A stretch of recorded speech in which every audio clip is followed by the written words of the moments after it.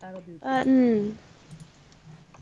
Yeah, I'm gonna get the chat up here too, because I want to interact with the chat people. I like doing that. Mm-hmm. I'm making sure. Of you. We push and pull like a magnet do. Oh, I don't have music, so speaking of which. That's not how you spell Jirachi.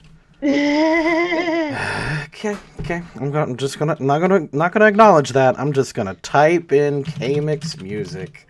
Jirachi. Jirachi.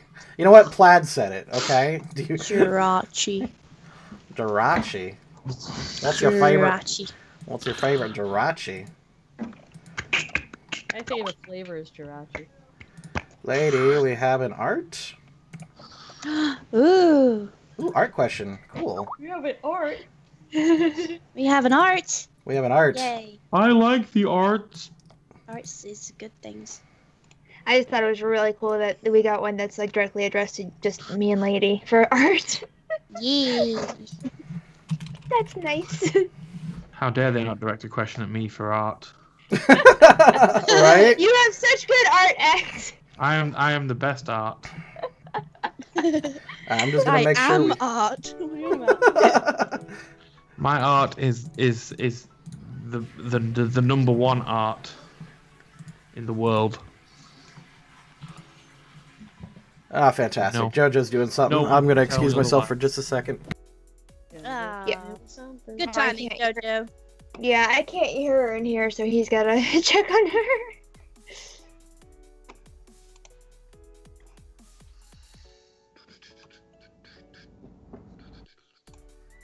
Do.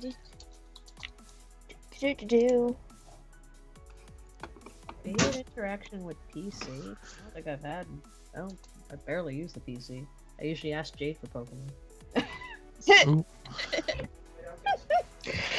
Oh, we live. I think. Jade's got a lot of fun. Actually, I'm gonna get my Giratina plushie. I think that's necessary. Hey, we're live.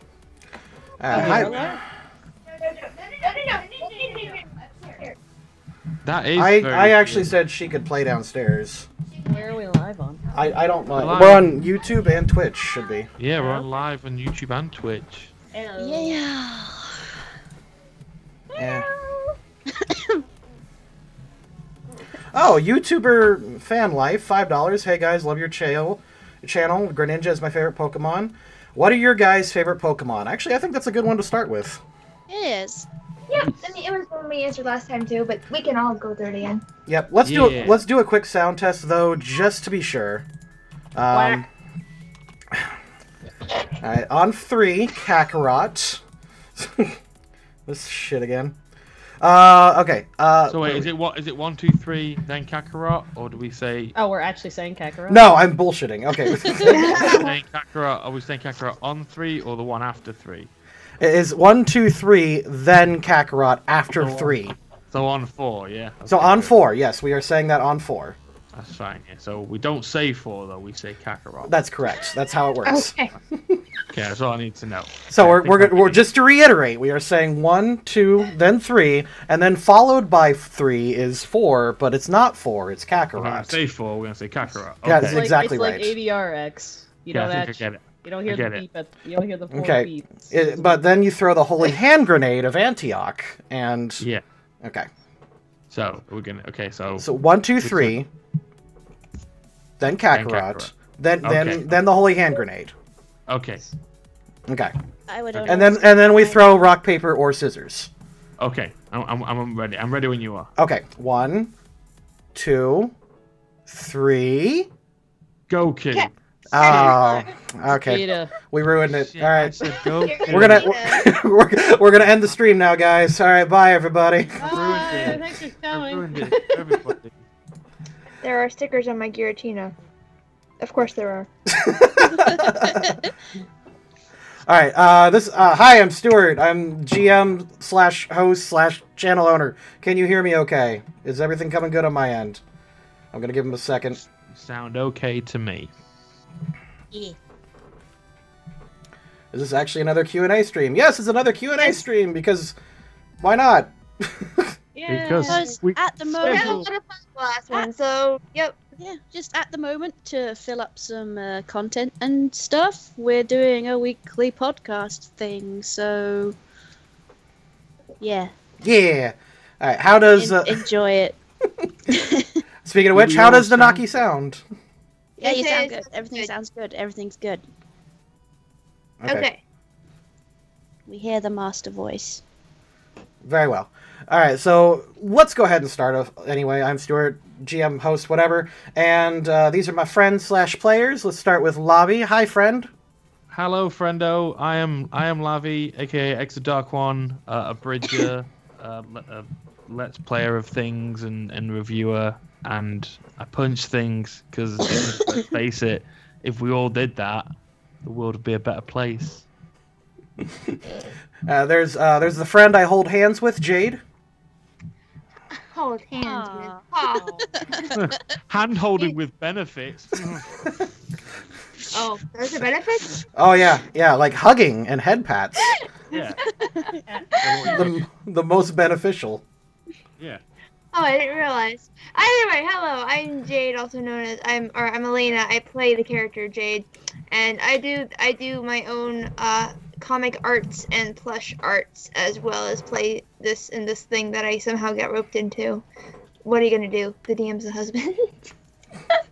The Dragging benefits, me into the games. the benefits I was referring to was with being an emotional crutch during those hard times in life. I don't know what kind of benefits you might have been talking about. Talk about physical benefits, X. You know, like What, like walking, like long walks. Yeah, Yeah. like, yeah. Helping you with it, like plasters and stuff when you graze your knee and stuff. And boning. Yeah, like when we're making dinner, we gotta bone that chicken. Gotta debone that chicken. Or when you're out on your archaeological digs and you gotta dust those bones off. Exactly. I'm glad we all understand That's what this Tracy and I relationship. met at a local archaeology dig. An archaeology dig. That's how it happened. Okay. Third friend who I do not hold hands with, Luna, or not Luna. You know what, Luna? Go ahead. Oh, it's okay. I'm just third on the screen, but I'll go last. It's fine. Best last. It's not. You know, no. Yeah, Yeah, no, it's best for fine. last. No, you carry on. My name's Corinne, or I go by Megami, but in the game, I'm Luna. I play a Pokemon Ranger in the game, and in real life, I sing and voice act and do lots of stuff. And I love Pokemon, so yay! Yay. We could try that again with a bit more enthusiasm this time, just so we can. I like this Fusion God 497. Okay, you want more enthusiasm? Yeah, do it. Give me the whole fucking Best. Okay, kawaii. 1 second. Let me wake myself up. Do it. Hype yourself. Hi everyone! This is Megami33 here, and I also play Luna the Pokemon Ranger. Let's talk about Pokemon! Too enthusiastic. Voice acting there. Did you see that? That's how you can tell. I'm gonna go a voice back to bed. actress. Bye. Yeah. Turn it on. I got tired voice after that was. Now, all right, here we go. Just to prove that I'm not skipping the best friend, I'm gonna maximize you on the screen, but not change the order because that would be annoying. Yeah. What? Actually, you know what? I'm gonna change the order. There you go. There's my best friend who makes me art, and her name is Scarlet. Introduce yourself, Scarlet. Yay! I am the best friend, and I do the art. Hi.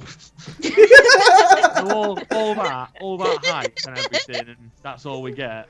I am Scarlet, and I am the cutesy one, also known as the Sleepy Mystic, because I like to fall asleep a lot. Not so much now, but I did. Not anymore. No. Yeah. Not so much now, but I really did. And a lot of my powers focus on me going to sleep, so it's It kind of works. It kind of Yeah. works. I kind of feel like a Scarlet today, just because I'm a little sleepy today. But you have to be happy. Is that what we're gonna call it now? We're pulling a Scarlet. Pulling a Scarlet. Oh God. Hey, see you later, guys. I'm gonna go have a Scarlet. That sounds way Sounds like a worse. nice Gonna- drink, actually. Gonna have a power Scarlet. Have a Scarlet. Can I get a Scarlet? On the You can rocks. You can always Yeah. have a Scarlet.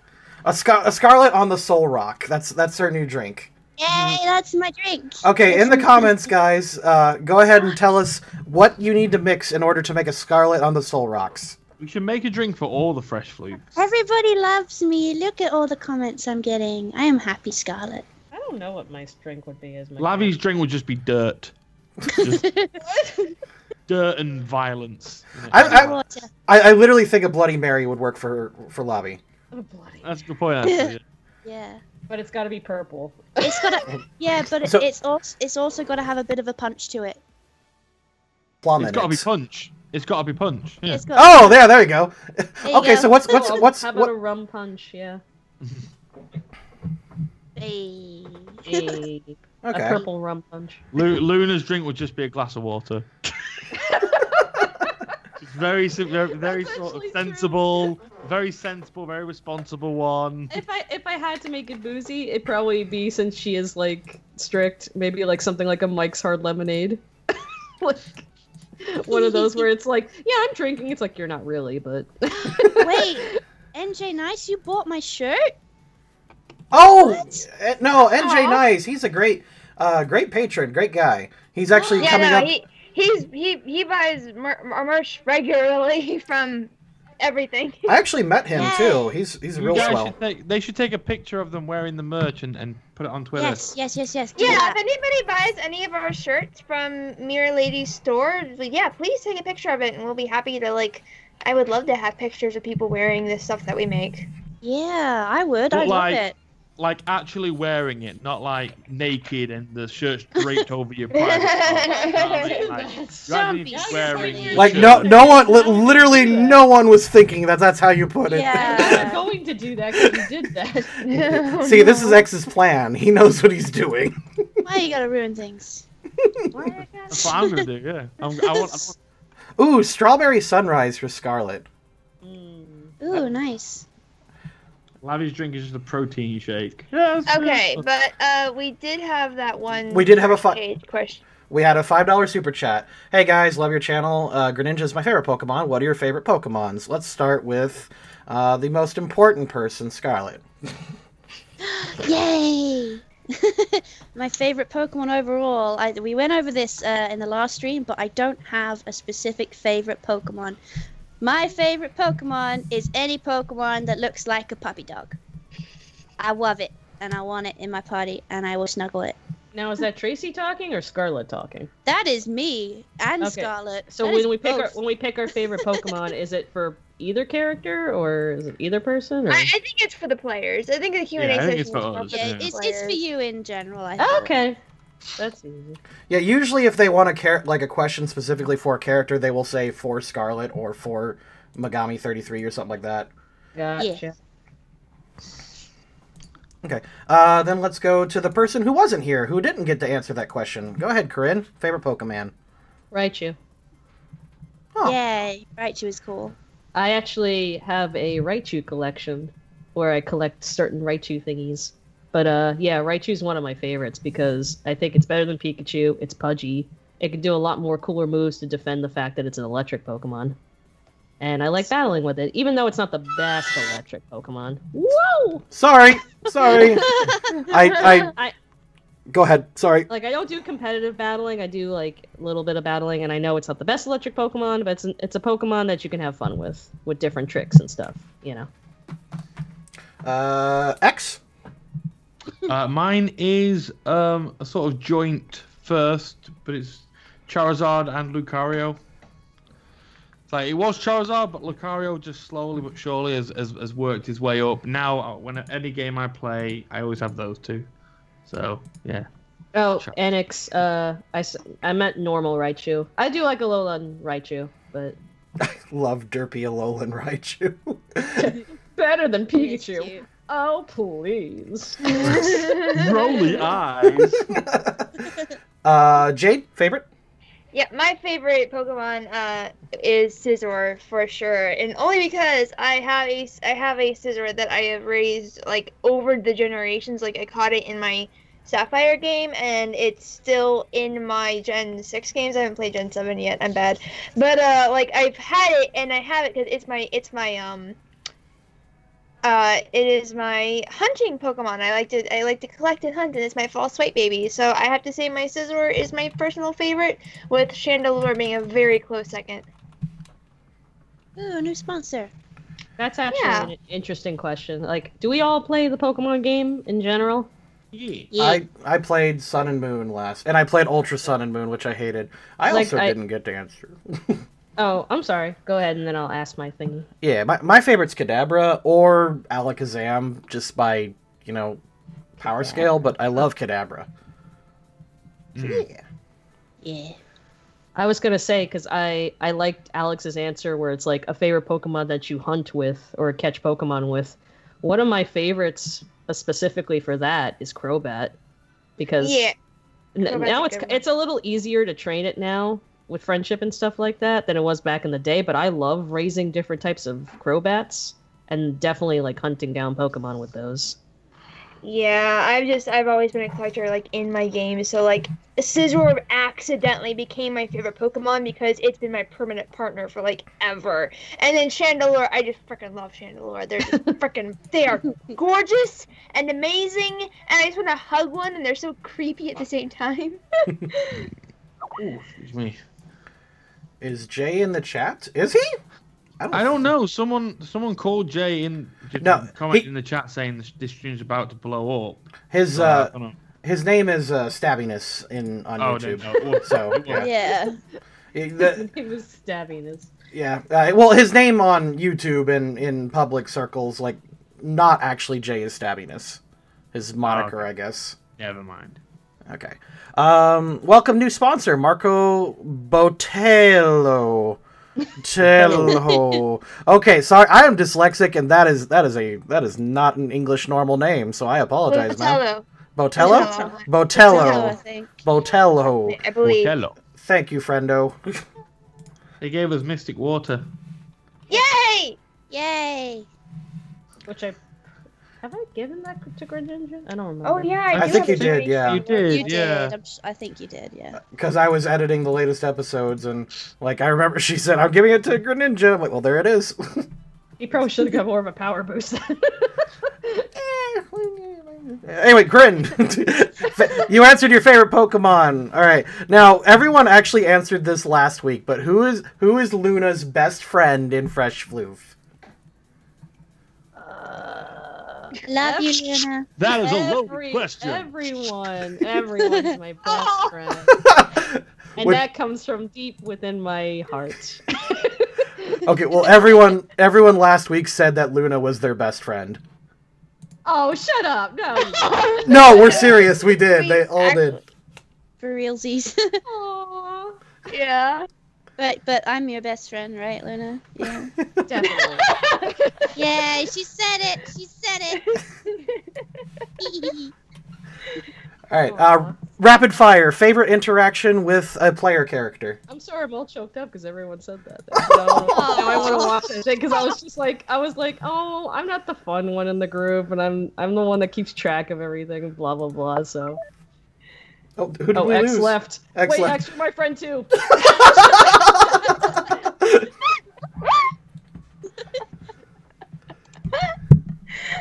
Should we wait till X gets back? Oh no, it's fine. It's Okay. These are all for I- you anyway.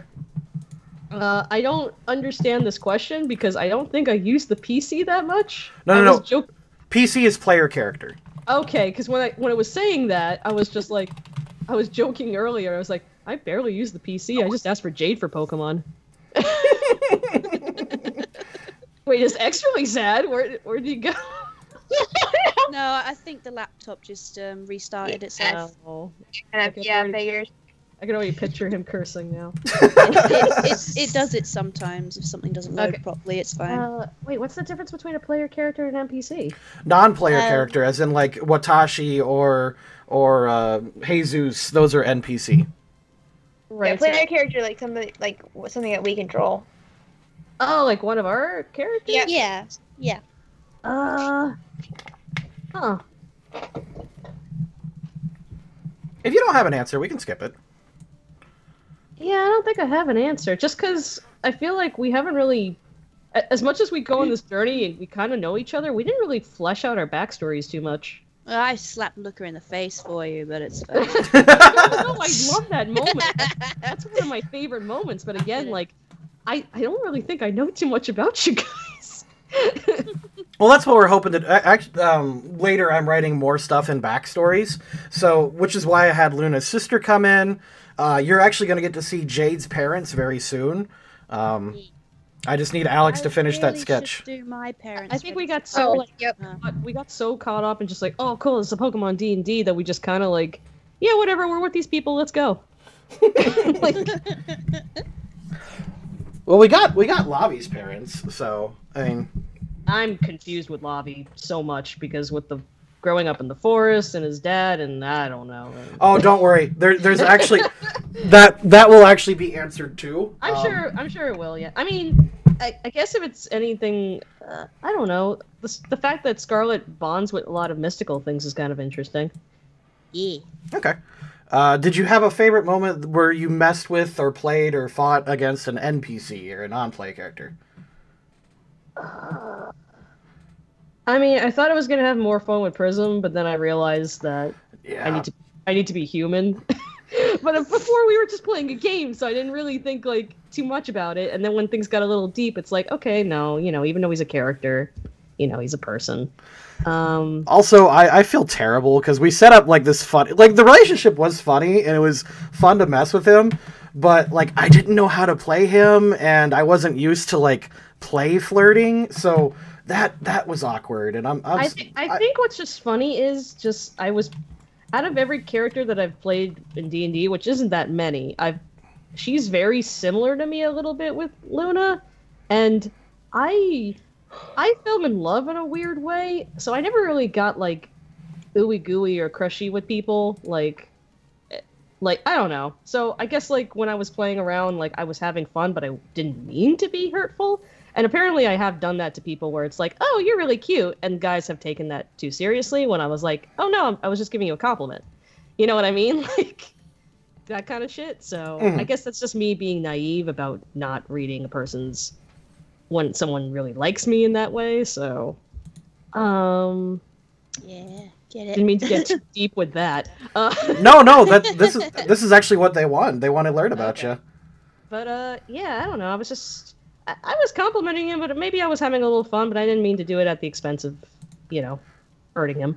Yeah, and I think that's why when we were talking about that episode, it's just like I need to really like apologize to him and like, It was very sweet too. No, yeah, I liked it a lot, and it is strange too because we kind of shifted gears like mid-series, like, oh yeah, we're taking this seriously now because like it's fun and people are paying attention and we actually have a really good story, I think.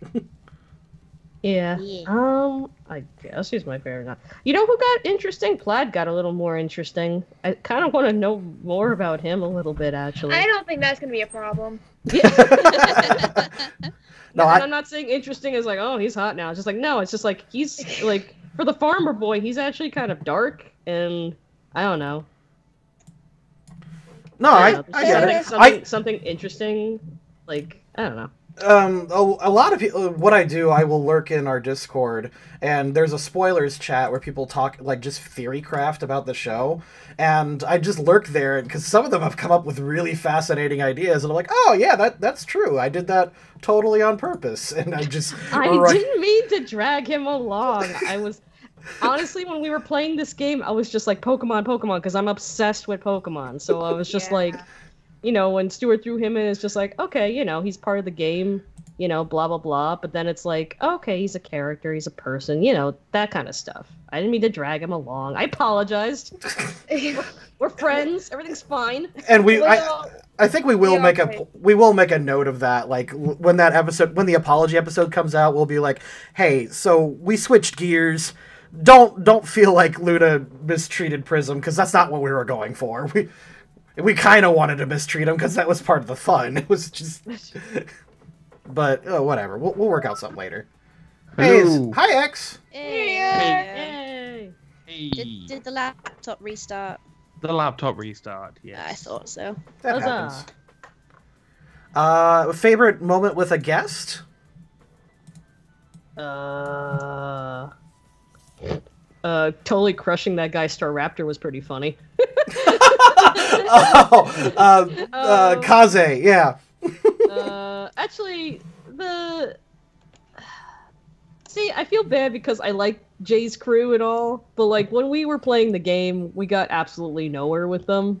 And while they're like freaking hysterical, it's just like nothing was happening plot-wise until like we won that battle, and then they said one thing, and they were like, "Oh my god, questions."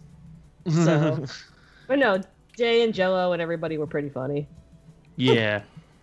They were awesome. It's just like it took us like an hour though to get to the Pokemon Center. Like That's what's funny about it. I like, it is was that, funny, but like we were getting ready for a battle and stuff, and then it's like I don't what was know. the question? Favorite moment with a... Go ahead. Oh, favorite guest that we were hanging favorite- out with? Favorite moment with a guest. Yeah. Oh, with a guess. Mine. Yeah, I would probably say that walk from when we met Peasant Poppers and we were going to the Pokemon Center. I think that's definitely mine. These questions aren't for you, sweetie. We're playing Megami catch up right now. Oh, right. Sorry.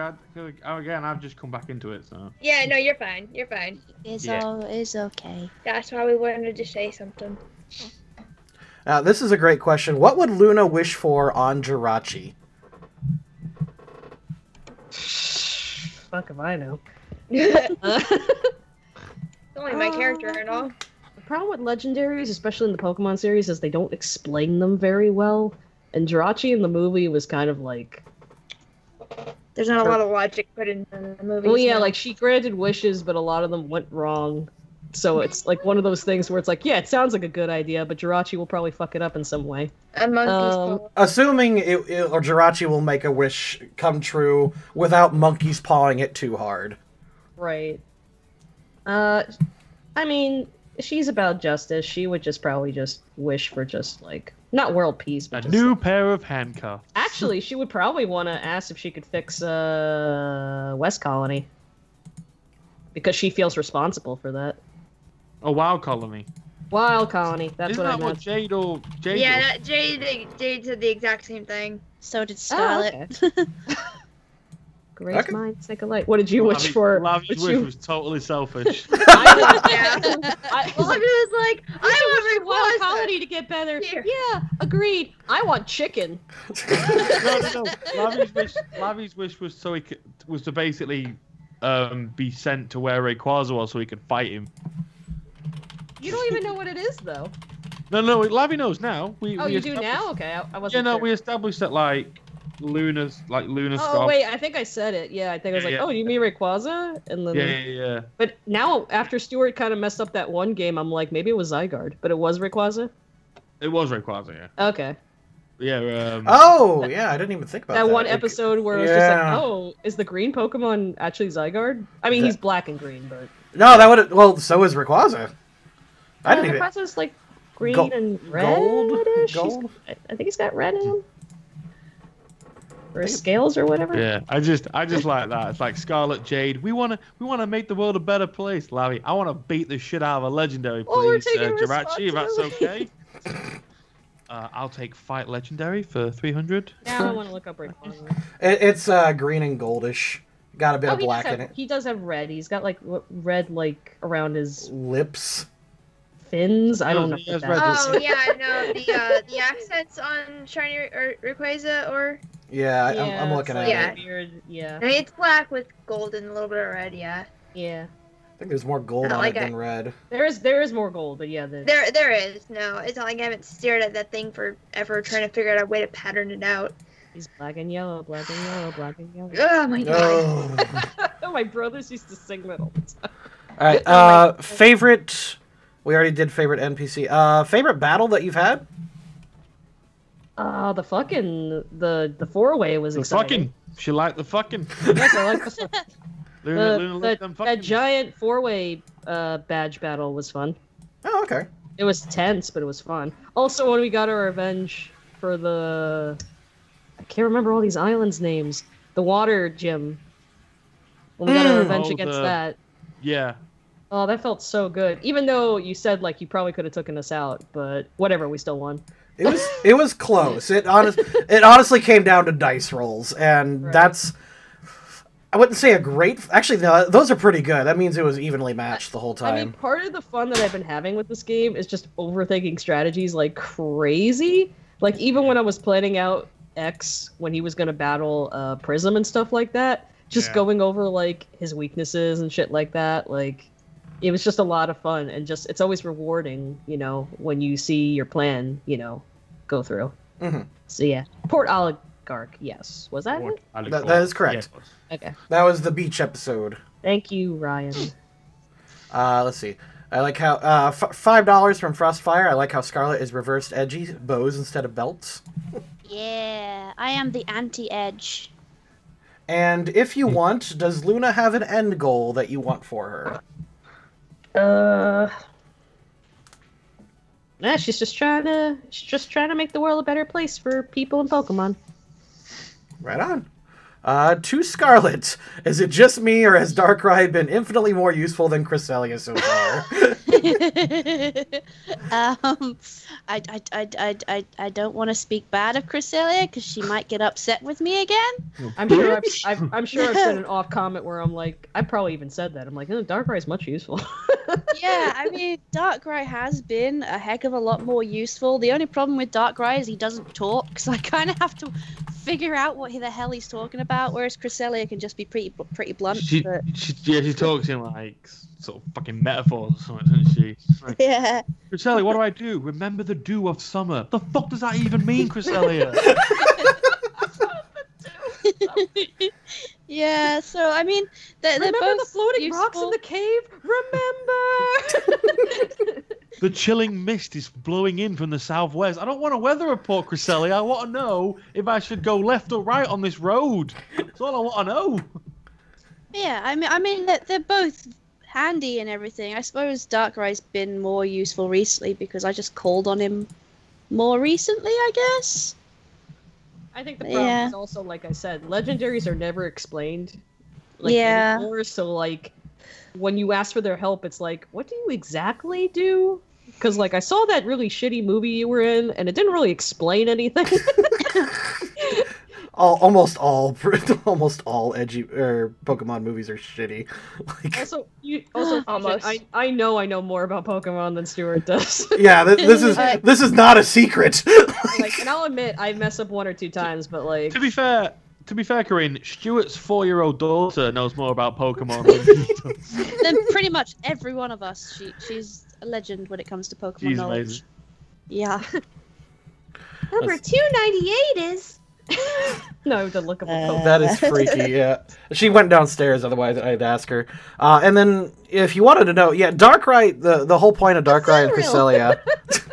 Sorry. Darkrai and Cresselia were supposed to be, like, Cresselia has offered more power, because Scarlet has directly benefited from channeling Cresselia multiple times, but Darkrai is more openly helpful. Frozen is right. Cresselia did help us in the beginning, but, like, was Darkrai always there?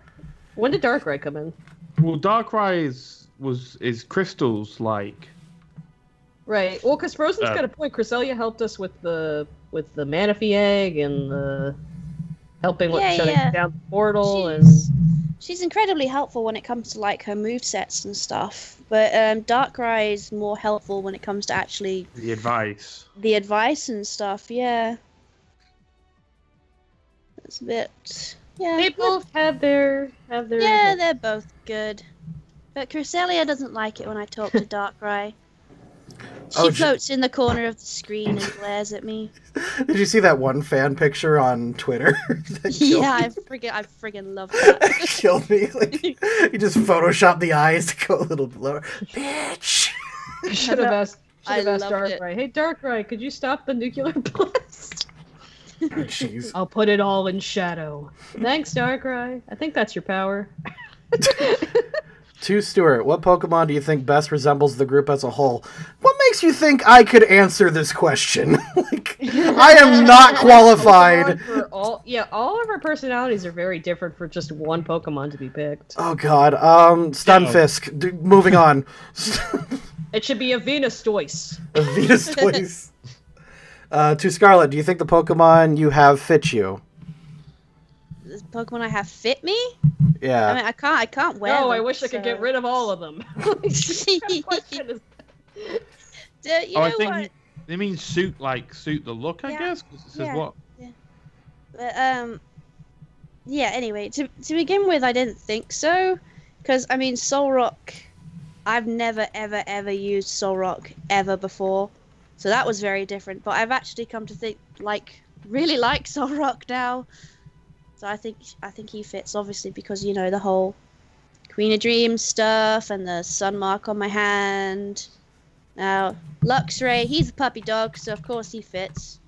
Same with Rocky, puppy dog, he fits. Isn't Absol? Luxury kind of like a lion? Yeah, but he looks like a puppy dog. I guess so, yeah. He's a puppy dog. You with can interpret it however you want. It a doesn't- big fuzzy mane thing, and I love him. Bonnie is very not Scarlet, I think. Yeah, actually. Bonnie is very like the opposite of Scarlet, because obviously it's a dark ground type, and it's got all the dark markings on it and everything. But I still love Bonnie. Really cool. Yeah, I think that they fit me in their own way. I guess Bonnie's like Scarlet's edgy side coming out. What about Absol? Did you Scarlet's mention not as Absol? edgy as Satsuma. Yeah. Hey, what did you say, Stuart? I said, what about Absol? What about it? Absol. No. Absol is a puppy dog. So the thing I like about puppy dog. the thing I like about Pokemon, I think like people see that, especially in this game, and I'm sure everybody that's playing it is like you think right away like, oh, I want this Pokemon because it's cute, blah blah blah. But then when you actually have random Pokemon and you start learning more about them, you start seeing like the charm about them, and then their charm kind of rubs off on you. You know what I mean? Like, Which is how I fell in love with my Scizor, because there was no other reason for me to like a bug, but like the minute you just get an emotional attachment to whatever it is you're journeying with, that's what you end up liking. yeah, for a trainer that likes like dead things, you sure do attract a lot of like bug Pokemon. But I guess like that kind of works out too. Yeah, it's very interesting. I mean, Absol does fit me like really well. I mean, because you know it predicts the future. It sees the future. For some So, reason, I really think works. Solrock fits you the best, though. Like, surprisingly. Yeah, Solrock is ace. I love him. He's definitely my ace card. I never thought I would, but I really do love him. Yay, I'm glad I included it. Yay! To everyone. They're Sorry, go saying Scarlet. They're saying Scarlet needs a Houndoom. ahead. Oh my Oh god. my god. That would be like, oh, it's a cute little fiery evil puppy, and it'd be like, I hate you. I don't want to be your Pokemon. And I'll be touch me! And Scarlet's just like, oh, he's a grumpy puppy. Oh, he thinks it's a little bow! Very, I hate pink! very Ash Charizard kind of relationship going on there. Oh my god, I love it. Everyone, which legendary Pokemon story / myth is your favorite, and do you have a reason why? Oof. Oh. That is some obscure, like, you are dealing with, like, that is an open question. So let's say, what is your favorite interpretation of your favorite legendary? Because in the game or just in Yeah, general? that's- in general, like, if it didn't work in the anime, you say, I liked Mewtwo in the manga because that makes the most sense, or I like. That's silly. I'm the only one that's read the manga here. Stop saying that. That's true. That's Stop. true. I actually did read a couple of the manga many years ago. Like, And I have read all the way up through Black and White. Ah, high five. Yeah, because I love the manga. I haven't read it. So, Lobby, favorite myth, whatever. I would say I'm gonna say Lugia from the Pokemon 2000 movie. I like the whole 3 islands and the fact that they all come out to have a fight, and he's like, "Oi, lads, just calm down, just knock it off, you dickheads, go back down." I like the fact he's kind of controls the waters kind of thing. I don't know. 2000 is probably my favorite Pokemon movie as well. So, but yeah, Lugia from the Pokemon 2000 movie, definitely my favorite story and / myth. Jade? Oh, this is easy for me. I'm gonna be showing my favoritism here towards Gen 3 and say that it's not exactly a Mythos itself, but because I'm having a hard time remember the specifics of what happened. But the extra chapter from Oris, where you get to get to go and fight Rayquaza, and just Rayquaza in general, and just I love Rayquaza, and I like the fact that the Rayquaza like led up to going to Deoxys, and like you had to go to space. In the original Sapphire and Ruby, you had to hit a rocket at a specific amount of days or something, and then you could go to space in the original one. And I always missed it. I never got to go to space, and I was like so sad. So when they did the extra chapter in the Oris games, it made me really, really happy, and we got to do the whole challenge up there with like on Rayquaza, and I was like, I was geeking out the entire time. Isn't that what they did in those Pokemon short story episodes that they did, where it showed you know those like Pokemon shorts they did on YouTube? Yeah, Generations? It showed the main character from that game going into a rocket into space to fight Rayquaza.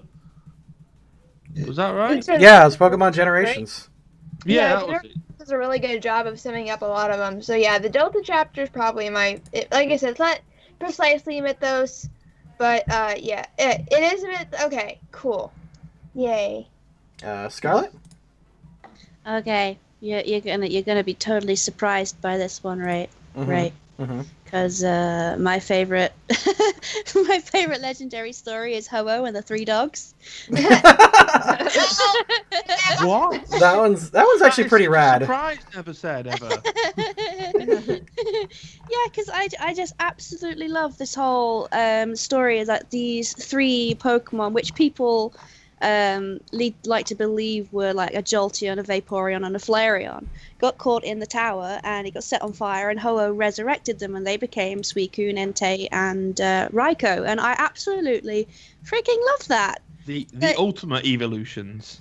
Exactly, that Ho-Oh actually, came down and took pity on these three Pokemon and raised them up to be like his guardians, his helpers, whatever you want to see them as, and they're dogs, so they're awesome. But just the story in general, if you read more into it, there's a lot more to it than just that. But it's I love it. I think it's lovely. Luna? Yeah, I mean, like I said, I've seen all the movies and stuff like that because I always want to learn about lore, because that's like more you can learn from the shows and the manga. And honestly, I mean, legendaries kind of go downhill from there, that they don't really explain what they are. So that's why, and Oho never really got his own movie. We only get like a brief history about Oho, and then the rest is mostly focused on the three legendary beasts. Yeah. But I actually like Lugia more, just because I liked his design more, and I wanted to learn more about him. And him being the guardians of the three birds was just really interesting. And also in the manga, Lance actually controls one, because the Elite Four is actually evil in the manga. At least some of the members are. And like, God, I forgot about that. It's really interesting, actually. And I got a trivia question right, just because, like, again, I've read the manga from the beginning, and it's just like, oh, what Elite Four members try to kill Red? And I'm like, oh, I know. Oh yeah, that's right. They did. Lance actually uses a Lugia to try to destroy Yellow.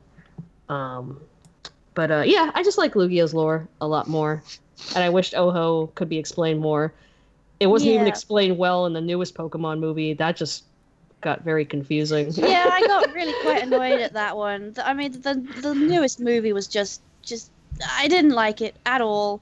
Really? And yeah, I really didn't. And I feel Ho-Oh got a really bum steer in that. It really technically Fusion, that Entei didn't get his own movie because that wasn't even Entei. That was an illusion of Entei. Yeah. So yeah, that wasn't really him. I mean, they have been in the movie for like no purpose, but yeah, they've been in other movies. Suicune is also very interesting, but I think that also goes with design, which is probably why we had Crystal, because the Japanese loved Suicune so much that they made its own game. So, but yeah, Lugia is probably one of my favorite legendaries. See, I'm the weird one out here, because I'm probably hijacking this question too much. I love Mewtwo because nostalgia, and I love the idea of a man-made Pokemon just getting so ridiculously strong. It rivals like the actual god Pokemon. I like that one a lot, simply because man-made. one I love just because I love the aesthetic is freaking Marshadow. And I hated what they did with him in the movie because he's clearly just there because it's like, hey, did you know we have a new Pokemon in the games? You should buy them. Like that's clearly what he's there for. People can't be mad at a shill. I'm really not because it worked kind of. You know what's sorta. funny too, because it's one of those things where it's like you watch something and you're like, I could have wrote something better, and I totally thought of something way better because from what I learned from Marshallow's lore, which again is not that much because they put this Pokemon last minute. He's kind of like a dead walker or something from like the Hawaiian myth about like shadow walkers or something that like bring back the dead and shit like that. I mean, that could have been a thing where Ash dies and Marshadow like helps him guide back into the real world or some shit like that. Well, even then they had the. It's just weird that they just kind of like ho Marshadow and then they just squeeze them together for no fucking reason. And now I'm worried that the next movie's gonna be like that because it's like, oh, the electric cat's here, and it's like, what does he have to do with Lugia? Nothing. Is there a Pokemon movie where Ash hasn't died or very nearly died? Yeah, there's several movies. Are you asking when he died or when he didn't die? There's always at least one bit where he like. Well, he didn't near die in death. the second one. He was just near death. Okay, if we're talking about near death. Okay, so first one he died with stone. Second one he was unconscious and Misty saved him. Entei was fine. The fourth one was Celebi. He was fine. Celebi's the one that died.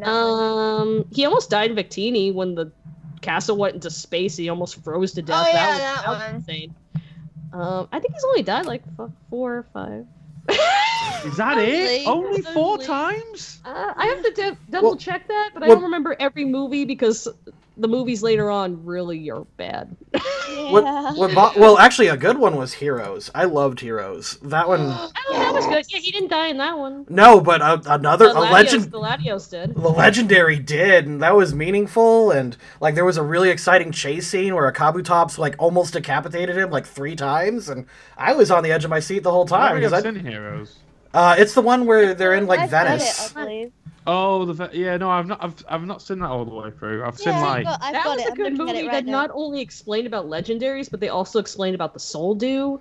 Like, I miss movies like that. They explained. Oh things. yeah, they actually did. Holy crap, was Heroes like secretly a good movie, and everybody just kind of wrote it off because of the other thing? Yeah, because Celebi was so terrible, people swore off of Pokemon movies, and we missed the good one. That's sad because like now that I think about it, Heroes is probably my favorite Gen 3. Like, to animation. Someone pointed out Ash has died a total of 9 times. I don't know where they got that. Are we counting the anime though? Because yes, he died that one time in the haunted house when he was looking for ghost Pokemon and the chandelier fell on him. He did right. Die. Jesus Christ. I forgot about that. I have to think about maybe the fan theory about Ash being made immortal is true because he keeps dying all the time. He just keeps coming back to life. Well, I mean, it was interesting with the lore with the Pokemon tears thing. Like, I was fine with that, even though a lot of people make fun of that. They did foreshadow it. If only tears could bring you back to me. If only love could kind of makes sense. We are going to. Tears We are. Their essence would like bring Ash back, you know. Okay. Yeah, like He died in the X and Y. Yeah, that was the Victini movie. I said that. Now, is it just tears or any Pokemon bodily fluids? Like, if a Pokemon piss on Ash, would it work? Don't be gross, X. It was obviously tears. It's nothing else. that was tears. They foreshadowed it at the beginning of the movie. They said specifically there was a legend where a storm killed everybody. They mentioned it in passing and they brought it back at the end. They Chekhov-gunned it like perfectly acceptably. There is a list of death. That's awesome. Well, and like I said, like having JoJo rewatch Pokemon the first movie, I actually picked up things that I didn't even realize. Like the whole legend had a second point in the movie because the clones help bring it back in the end too. It's supposed to be the point that they're all the same no matter what. Like it's legit reinforcing. And I never picked that up until very recently, and I was like, dang it! Did Guys, anybody guys. else get really pissed off in the first movie where they named the wrong Pokemon twice? Oh, sure, but the dub has always made stupid Everybody mistakes. Mhm.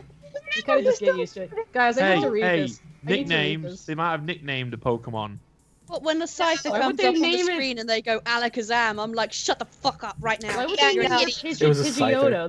That's not. I need to read this. There's a wiki on Ash's deaths, and I have to read this. There's eight of So them. apparently he's died a total of 8 times, according 8 to this. times. According to this Oh, well, list. that's more reasonable. Not 9 times. That's all. So in the episode "The Tower of Terror," that's the one I talked about with the chandelier that fell and crushed Pikachu and Ash. So Pikachu has also died. In Mewtwo Strikes Back, that's when he turns to stone. Power of One, he was on Lugia's back when he crashed into the icy waters, which would have killed him instantly. Definitely. But yeah, it was- Yeah. Easy. Lucario and the Mystery of Mew. Oh, that's right, he did get absorbed by the blob tree. Yeah. And Lucario and the Mystery of Mew, which I actually really like that movie, even though not a lot of people like that But one. That my was problem- okay. Um, It was I okay. hate that one. That was the last movie Veronica Taylor voiced before they changed the cast, and I actually got to meet her and have her sign that DVD. Oh, that's So, awesome. It's kind of Yeah. I kind of like that movie despite its faults. My This is cheating because they list the Victini movie twice, even though it's technically 2 movies, but because it's Yeah, like really. It's just it's two versions of the same. It's a split timeline. It's 2 versions of the same movie. oh no wait it says in the Victini movies he gets crushed by the force of psychic and confusion, which most likely kills him. You could say that for many. He's been attacked by psychic many times. I don't count that one. He's got Um, electric shocked a million yeah, times. He was Yeah. killed by Oh, yeah. he was killed by asphyxiation and freezing, entering space. Yes, we remember that one. Oh yeah, and then he got killed in the newest movie when everybody blasted him and shit, and then he got sent to the afterlife? Question mark. The afterlife, my, the real my world. problem Did with everybody see the died. new movie? I have. Yeah, we Yeah. saw it in theaters because JoJo. We wanted to take JoJo to it, and we loved it. We thought it was one of the best Pokemon movies in a long time. It was okay. It had good moments, but like a It lot of was stuff didn't really make any sense. Like when he died, me and my friend were joking, like, did he fall into an ultra hole or something? What the fuck is going on? Like, No, yeah, well, but I it's think that was part of. the joke I always say, it's a Pokemon movie tradition that they'll always start off with like really interesting concepts, and then the ending just shits the bed like every time. yeah, no, you're right. Oh, apparently Ash also drowned in the Manaphy and the Prince of the Sea. Oh my god, that sounds horrible. Way to die, There too. you go, guys. There's all Ash's deaths. My problem isn't that Ash dies, it says he doesn't die enough. He doesn't die enough. Yeah. He needs to die way more. He lives in a world where he gets burned and electrocuted. I don't think The you need only, him to die. in fact, the only upside of Pokemon movie I Choose You was that he died. And then he had to ruin it. It didn't by make bringing any him to sense. life. Like, he dies, but there's a portal that just randomly is open for some reason. So, is he dead? Did Marshadow open a thing to the underworld? It Look, doesn't make any Pikachu is sense. a And dumb Pikachu movie. jumps into the hole? Yeah, like, it makes no sense. Like, they had the get out of jail free card that 2 legendaries were there, and they still went with the power of love saves the hero. Like, really? You had Marshadow, who That could movie. understandably bring him back, but probably wouldn't. And then Ho-Oh is there. Why wouldn't Ho-Oh do it? Like, he's the rainbow hero, of course. Like, it says here he was... so he's killed by multiple attacks, which kills him, and sends his body and soul to a kind of afterlife. Even the person doesn't know what happened. But is later resurrected by Oho, even though that's not really shown. I mean, it is implied, but it's not shown because he comes later. After Pikachu jumps through a portal to save him.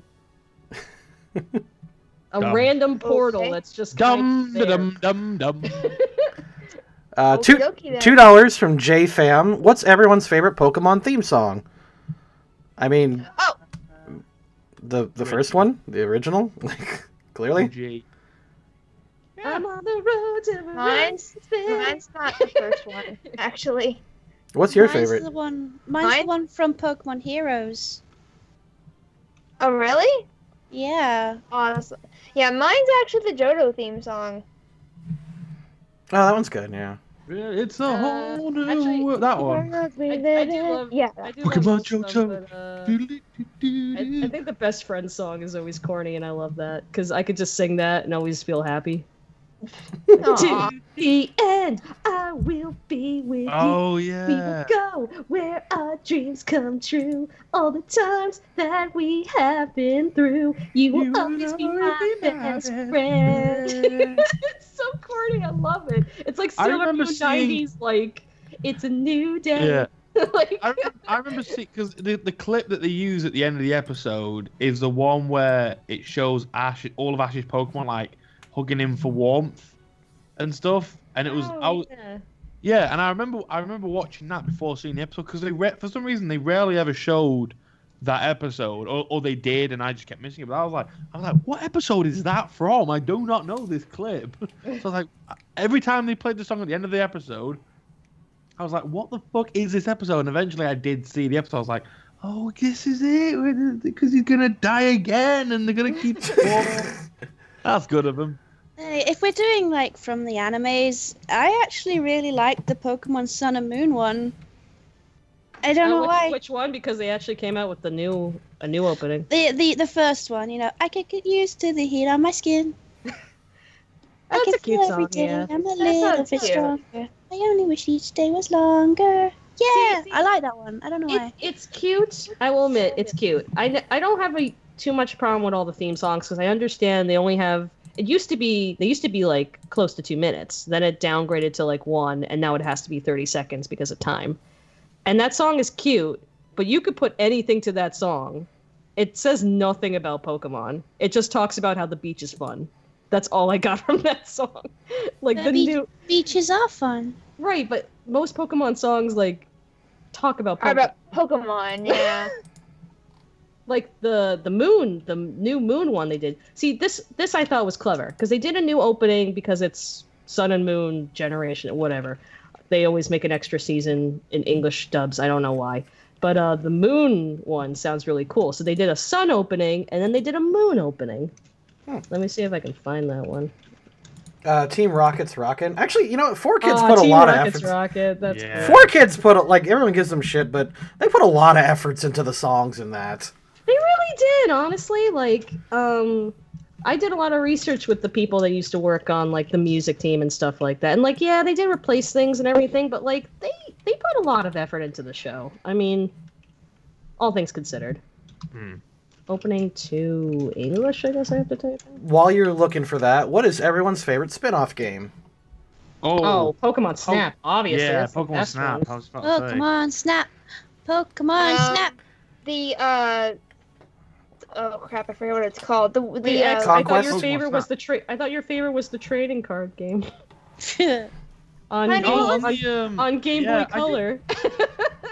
Yeah, I did like the trading card game actually. I honestly did, but no, Pokemon Snap. Defo. mine was the one with the Conquest? Conquest. Yes.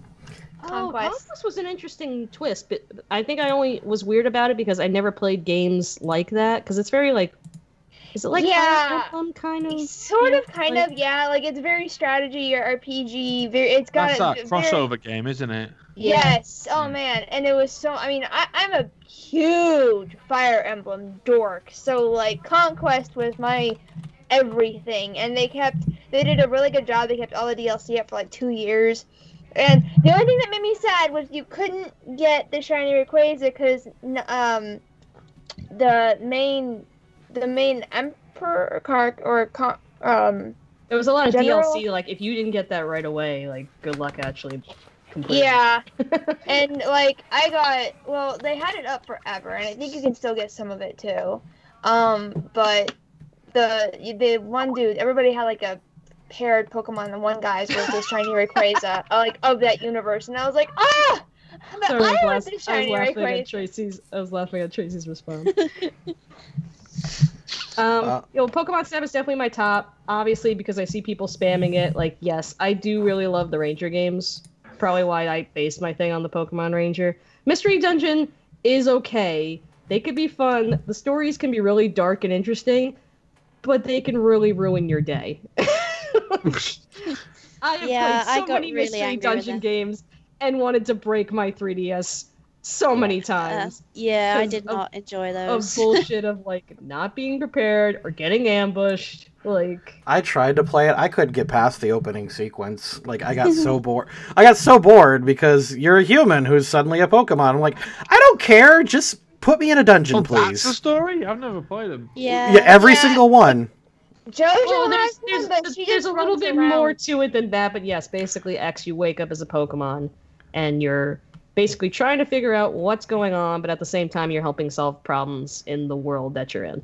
It gets dark too. Like That's what I'm saying. Their yeah. stories are really interesting. Yeah. That's where the Primal Dialga comes from, and that's actually where they first discussed primal forms. And the best song in the series, Dialga's Fight to the Finish, came from Mystery Dungeon. Yeah. You know what's funny? Tracy, you know what's funny? Most people are actually responding better to this opening than the last one. A lot of fans didn't like the other opening. Well, nuts I'm to just them. I'm just saying from what a forum standpoint. To each their own. Oh, of course, yeah. But To it's each just their like own, but, it's just you know. funny how I mean I did the real translation and I think it's a lot better, but I understand that you can't put a full 2 minutes on for an opening. Now, my favorite spin. Well, I like Snap a lot, mostly because it was the only one I played, aside from the other one that was either loved or hated, is Hey You Pikachu. Oh, no one. I never played that. You don't want to. It's not I good. always wanted to, and then like people go, oh no, you didn't miss anything, and I felt a lot mean, better. It was a game that's like, oh cool, Nintendo's being creative and interactive, but it's like It barely you have to be works. very precise and very picky with the words. You know, and even then Pikachu could just fucking ignore you. Like I loved Pokemon Snap so much. I played it like religiously for a long time, but Pokemon Pinball as well. oh, the pinball my series. Oh, I forgot about pinball. I loved Pokemon Pinball. I would remember sitting there for hours and hours just playing it, and the Diglett bonus zone I loved, and oh my god, I love Pokemon Pinball. Oh my god, Detective Pikachu is actually a really cute spin-off, and I hope there's more. I Like haven't played that yet. I was told it was the most boring thing. no, it's Oh. really cute and interesting. Well, I like mystery games, so maybe that's why I kind of enjoyed it. I also think the voice acting's really good, but to each their own. But I thought Pikachu's voice was really Is that how cute. it goes? To each Is their it- own. Yes. Is it like Hey, is just it like more Oh-Oh. Ace Attorney at all? What? Everybody was talking at once. Yeah, is it like Ace Attorney like at all? It's a little more simpler than that, though. Oh. Okay. But then again, this was an old game that they ported. I mean, Japan had this game Right. like Japan had this game like years ago, and then we finally got it. But it's like, you know, Okay, I didn't realize that. again, it's a cute spin-off. It's harmless. You know, there's worse spin-offs. I mean, fucking Pokemon Channel. Oh yeah, no, I You're was just thinking fucking 'cause sitting I'm your actually fat part- ass watching stupid channels, and you gotta go to the Slowpoke Weather channel and hope it rains so you can go and find this Pokemon that only comes out when it rains. Like, oh my god. Yeah, no, I was just asking because I was actually thinking about it for myself, but I don't think it's something I'm gonna enjoy as much. I collect all of them, so Right. I had to get it. So, but I'm enjoying it. I think it's cute. Let's see. Lavi, do you have a specific Dragon-type Pokemon that you dislike? If so, why? If it's Lavi, as in the character Lavi, which I'm assuming it is, not really. I don't imagine Lavi really disliking any dragon Pokemon, especially. This dragon What Pokemon about I like. what about Executor? Yeah, I hate Executor. I don't- Lavi wouldn't hate any dragon type. Lavi would be like, "You're a dragon, but you're a freaking Because, well- tree." Well, yeah, Lavi would, because to Lavi that would be like being racist to hate a certain type of dragon. You know what I mean? Racist dragon hater. It would, because Lavi. Well, no, at least he's being honest about it. So Well, yeah, but Lavi, in some certain way, still kind of sees himself, because he was raised with dragons, so he's got the very much of a mindset of a dragon. So I guess he's more primitive in that regard. So he doesn't really go, oh, that dragon is different from that dragon. He just sees dragons wherever he goes. But Pokemon. yeah, I fucking hate Executor, Alola, and Executor. They're so Pokemon cool. Go kiss my People- big fat hairy nuts. See, I feel like when people hate a Pokemon, they've never actually battled with one. What's that got to do with anything? The only people who don't that's like giant Krabby Patties. I Because don't you're want based... the Pokemon that looks like a giant tree to be a dragon and my Charizard to not. And yes, don't give me this whole, but X, I think you'll find it's based on the Hawaiian tree called a dragon tree, so it's kind of great. No, fuck off. Don't make a stupid fucking tree just because it's called a dragon tree. Don't make it a dragon. That's fucking dumb. Alone Executive and kiss my ass. Jeez. You know what? Your Like part. I said, he has never used one in battle. That definitely proves it. When you guys get to the safari Why would I zone, use such a thing. when you guys get to the safari zone, I'm just gonna drop Lavi on an island with Can I nothing but a catch lowland one? I would like to executor. catch one, please. But again, Stuart, do that because Lavi wouldn't give a shit. Oh god. For X, do you think Lavi and Prism are good friends? No. I guess. Again, Yeah, I guess. I've Like- known him for what, a day? I know we had that one adventure. I guess you know, Lavi acknowledges Prism because of that one-off adventure they had. But yeah, I wouldn't. I don't know. I don't know if good friends would be. He's not gonna be like, oh, Prism, a dog. Next time he sees him, you know, he's just gonna be like, oh yeah, Prism, sort of thing. So probably not. Best. I just want to say one thing. Somebody mentioned Pokemon Tronzy. I also really love that game. Did anybody ever play that? Isn't that a What? puzzle Was game? that the mobile game? No. For It probably inspired the mobile game, but like, well, yeah, I guess it's kind of, right. yeah, you could like connect in different ways and stuff like that with the faces and stuff like that, little mini Pokemon faces. It probably inspired all the app games, but like, yeah, I like Tronzy too. Also, I like this one question, which I would like to hear X, because I was just complaining how, like, we don't know too much about her backstory. Somebody Right. asked about Lavi. I want to get the person. Oh. Oh, Jordan. Here we go. Jordan Ott said, how long was Lavi raised by dragons anyway? How old was he when Rayquaza found him? I would like to learn more about that. I think I said he was like around 6-7 years old, Mhm. and he's Okay. about 17, 18 now. So about 10, 11 years, give or take, that he So, was like- raised by dragons. So So for did the most Rayquaza part like of his found you life. as like a baby and then just dropped you in the forest? Or no, he was like I say, he was he was about 6 or 7 when that all happened. So it wasn't like a okay. a baby infant sort of thing. Now, The to story those... I always imagined go ahead. is because Lavi is like when he was with his parents. This is in my sort of head. I don't know what Stuart's got planned at the moment because Stuart's kind of taken it. But the way I've always thought of it is Lavi's parents, because obviously they were like professors and whatnot, like archaeologists. I think I had them as. So they would give Lavi. So Lavi's good at adapting. So like when Right. he was, so his parents would give him all these like science history books and stuff, and he would read them. And so because he adapted well to his environment.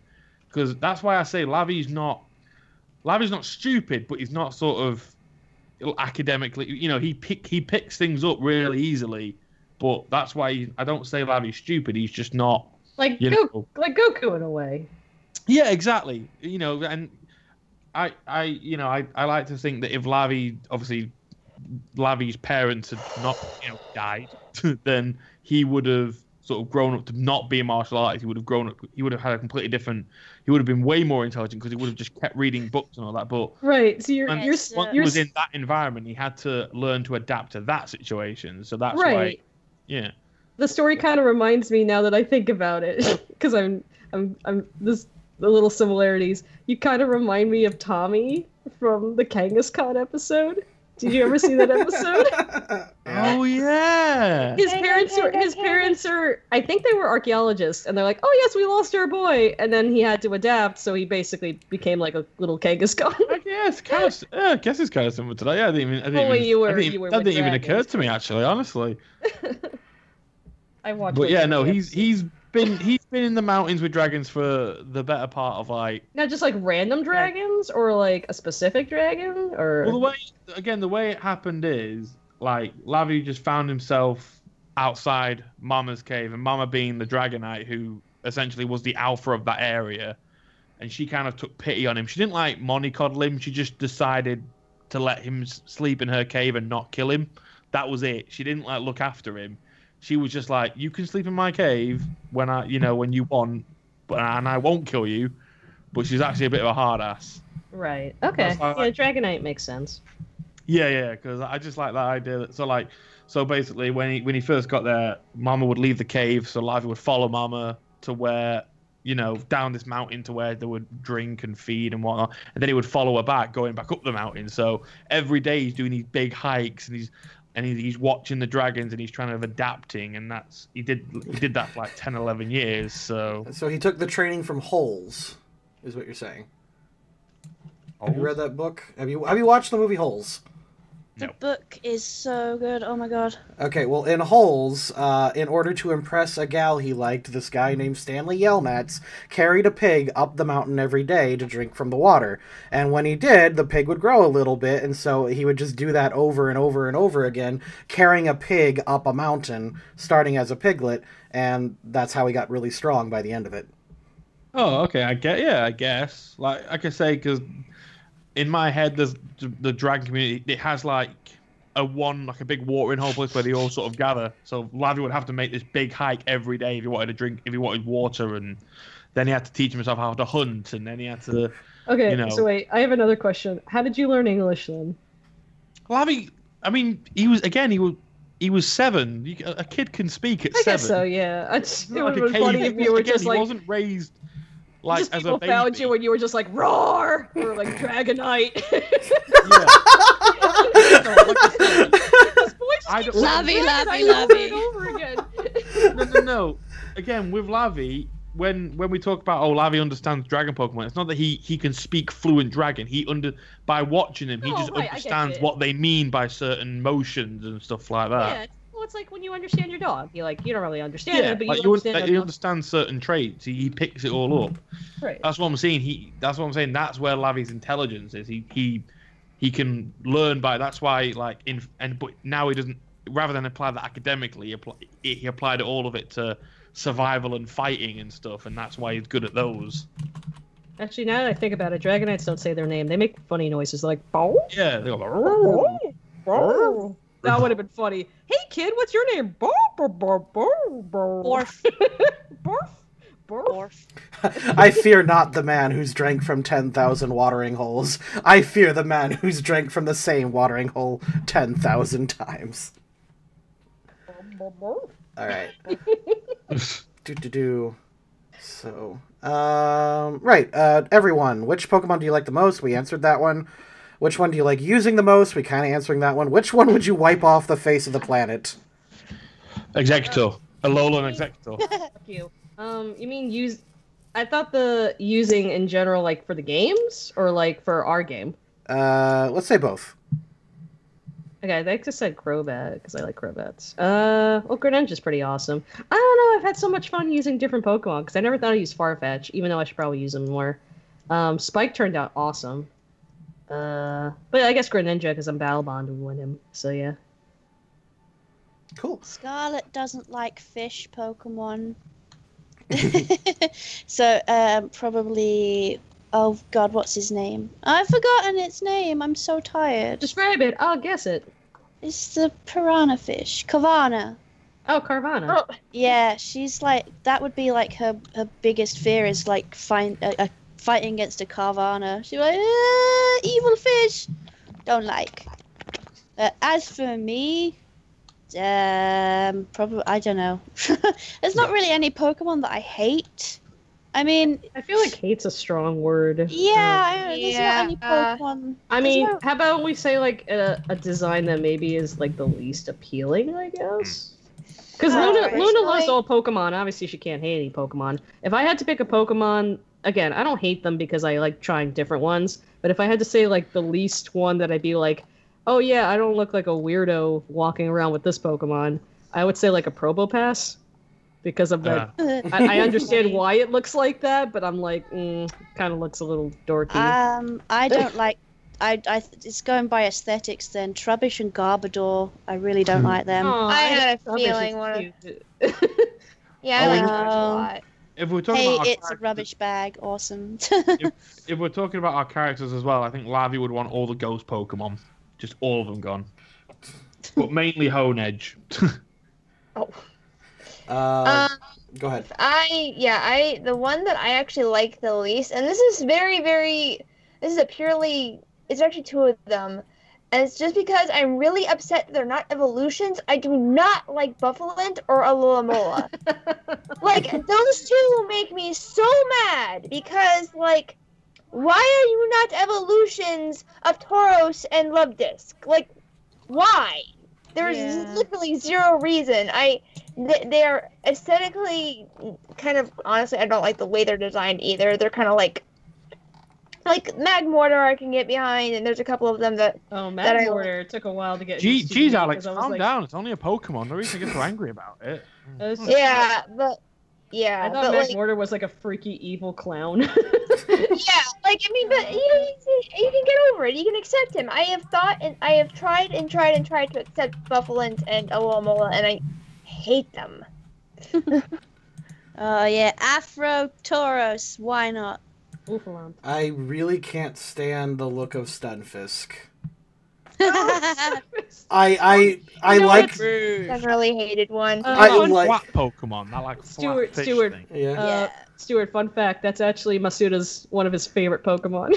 Like, oh my god. Well, I like Derpy, and I like Dumb, and I like Evil, and all these things. I just can't stand looking at it.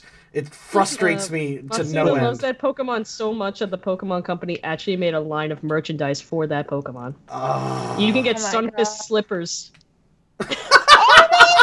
Okay, I think I would buy those, actually. Like, oh Jesus, what is this?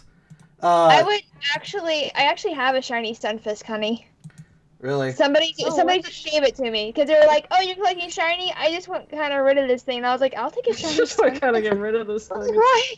What's a shiny Stunfisk look like again? It's got instead of a yellow stripe, it's a blue stripe. Oh, it's blue. Huh. Okay, It's kind of cute. Someone just pointed this out to me. What is this fat Rhyhorn thing? This fat Rhydon. Does Rhydon have a final? What, Rhyperior? Is Yeah, that you it? talking about Rhyperior? Yeah, Is it- Rhyperior. Rhyperior. Got its third evolution. Yeah, you're probably talking about Rhyperior. Don't like Rhyperior. Okay, Oh, no. Rhyperior looks that- really cool. No. Okay, you know what? I'll take Stunfisk over Rhyperior. This thing is awful looking. Oh, It's really not good, isn't it? I don't like It it. looks like a really bad... It looks like a rejected Digimon.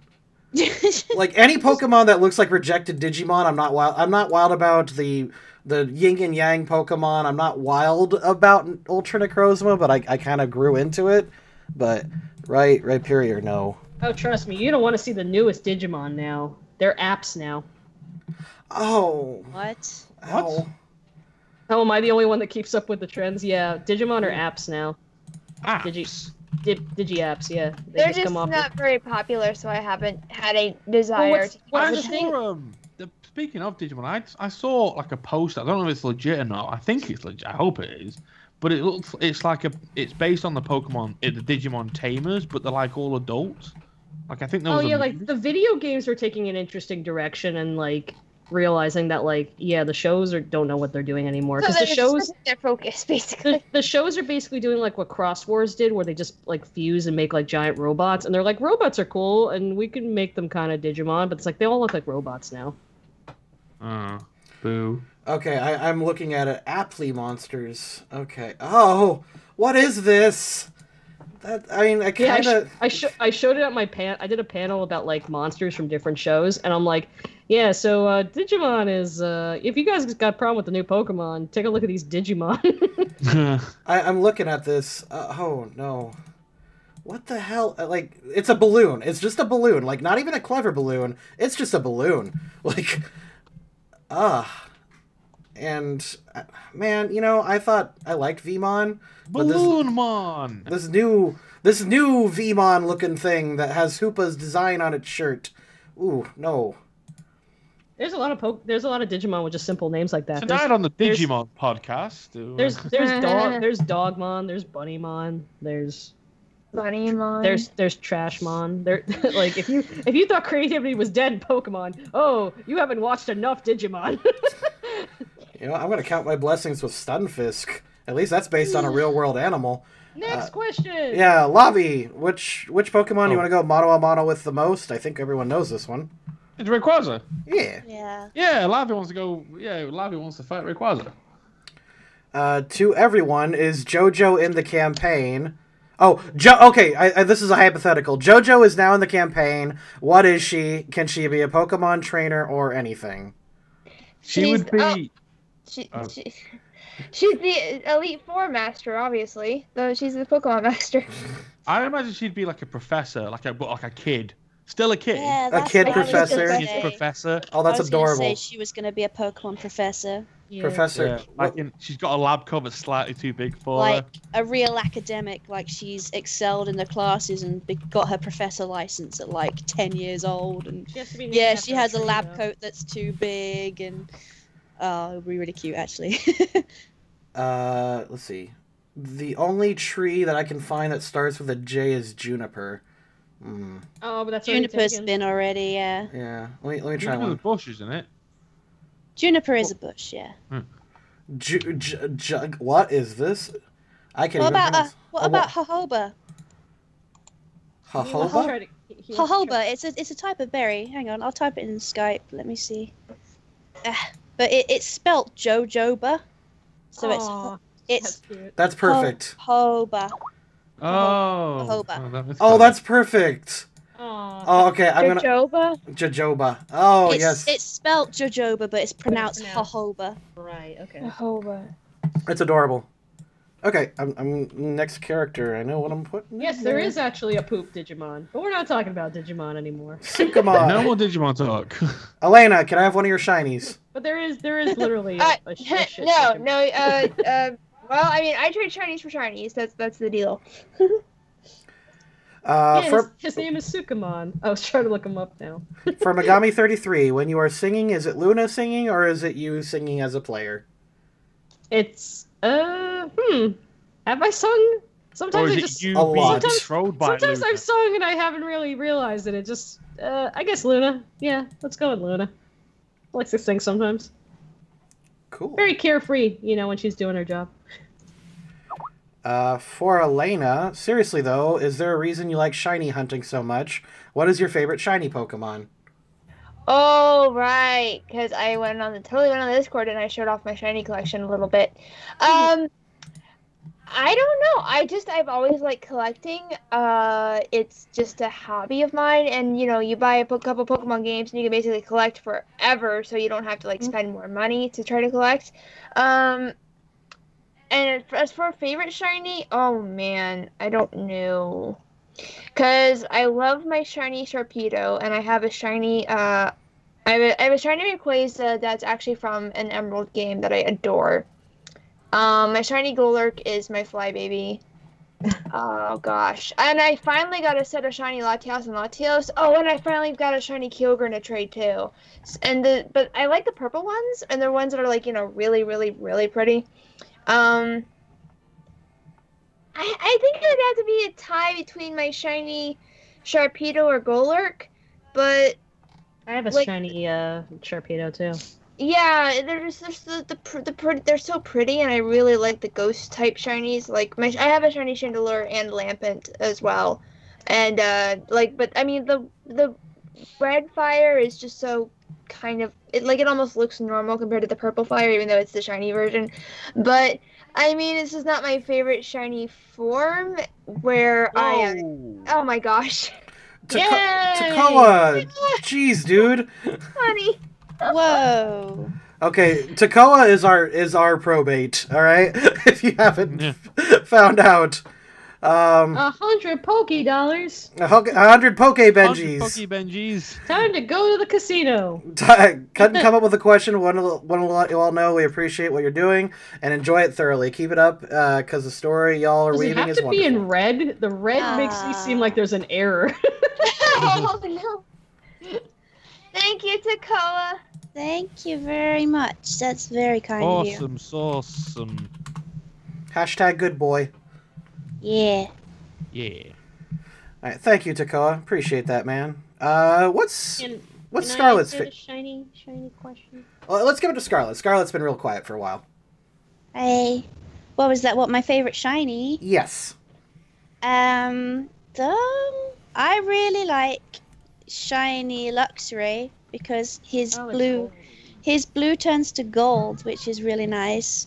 And shiny Umbreon because he gets, instead of his like yellow circles, he gets like neon blue circles. Mm. So like discrete changes, but they're nice.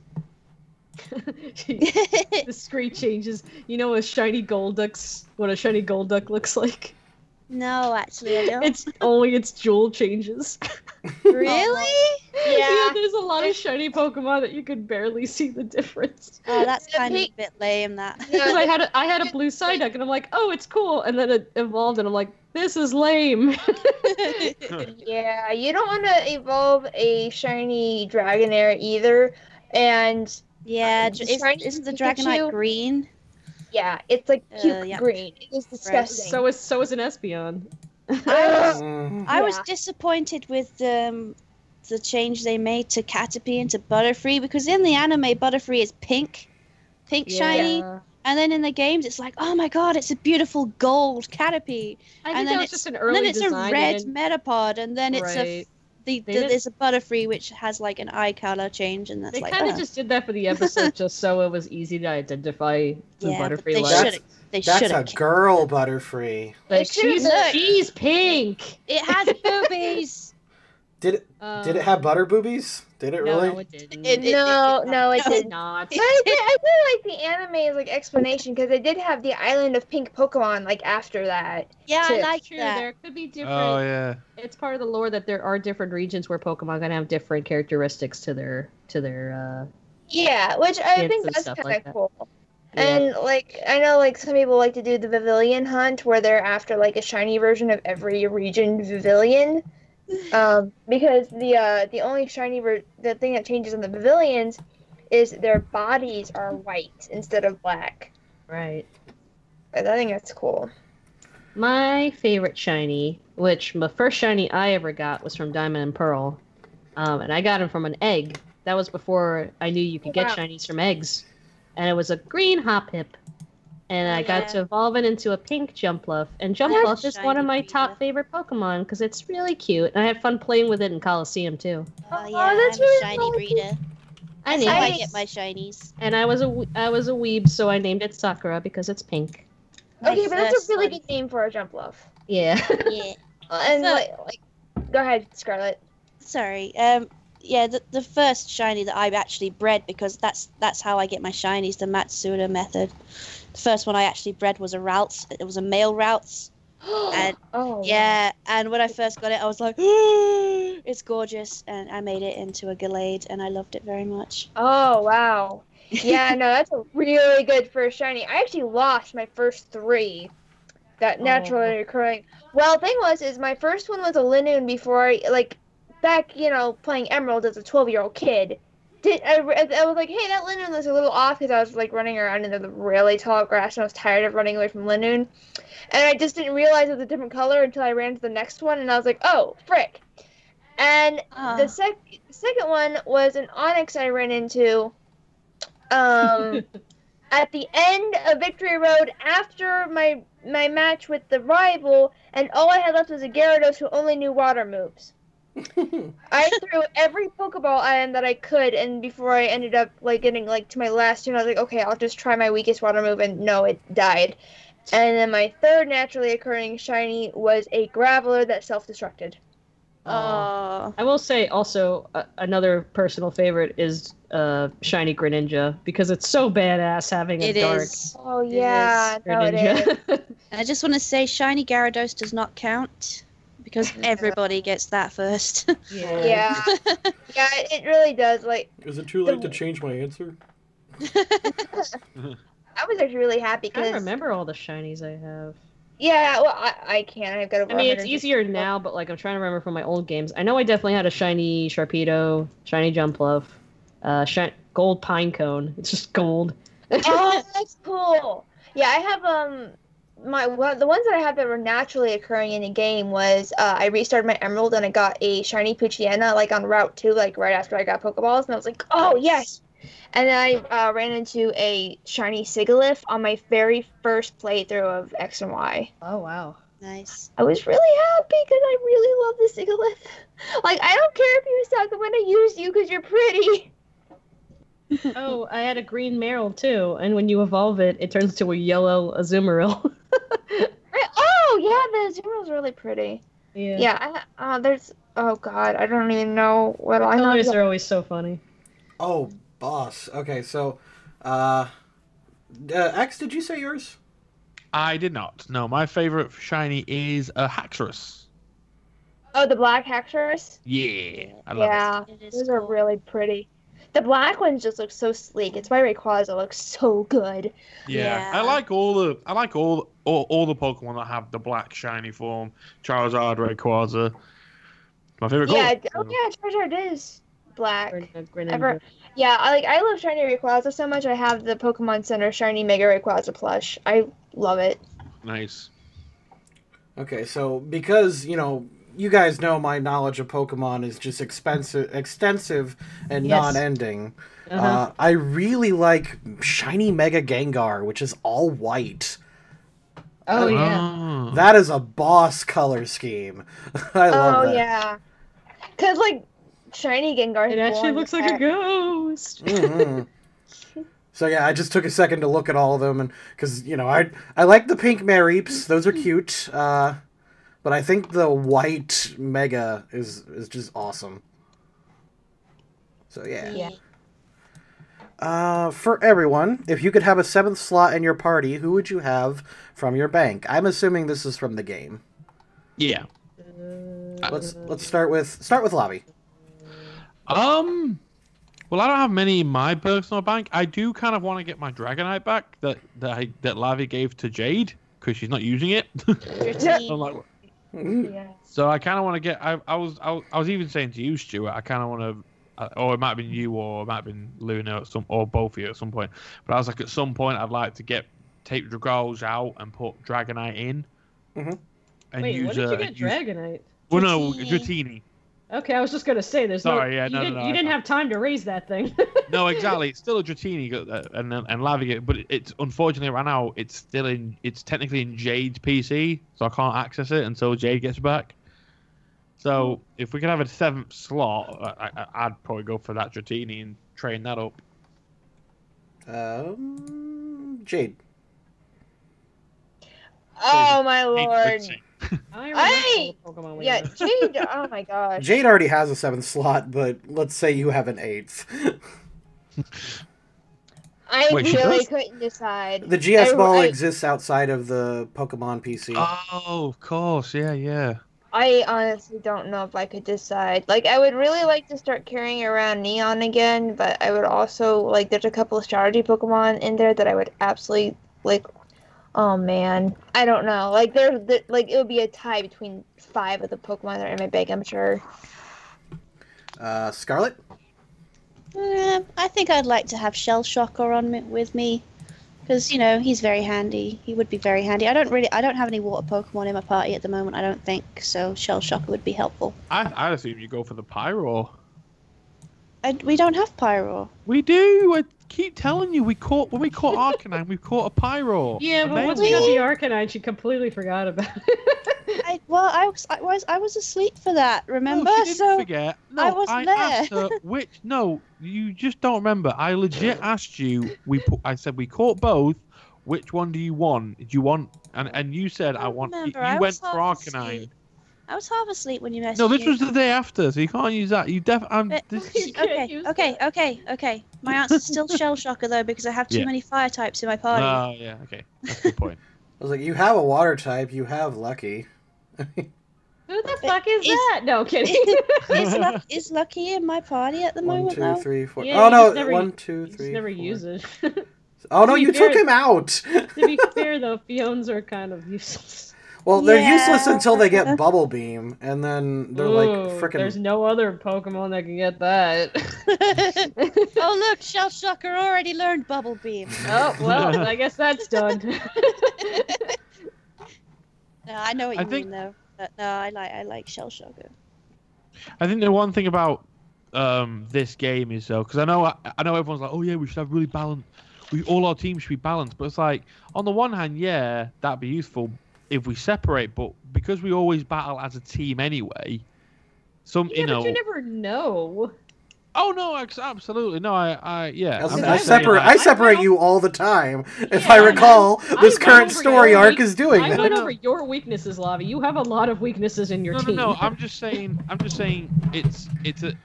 It's different from how you play a normal game. Because if we play a regular Pokemon game, we're always telling ourselves, right, we're gonna keep. Oh, I need one fire, one rock, one fire, one grass, one, etc. Whereas in this team, we can be like, oh, do I need a water? Because Luna's got a very powerful water Pokemon, so I might not. I might get this. And I'm just saying we. It's just a different in play style. That's all I'm saying. Well, yeah. Now we look at their abilities and we actually can use them in real life, so we can I would probably bring back Kendo just because it's always good to have a flying type. But, I may want to catch an Alolan Executor and train that for a while. Nice. Let's see. For better version of what Pokemon best represents each character? Let's start backwards. Luna? Oh. Let's say what represents your character.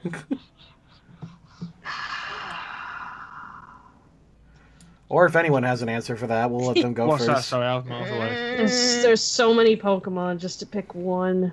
Yeah, I don't know if I could other than just generalizing to a This ghost is gonna be a weird one. Mm-hmm.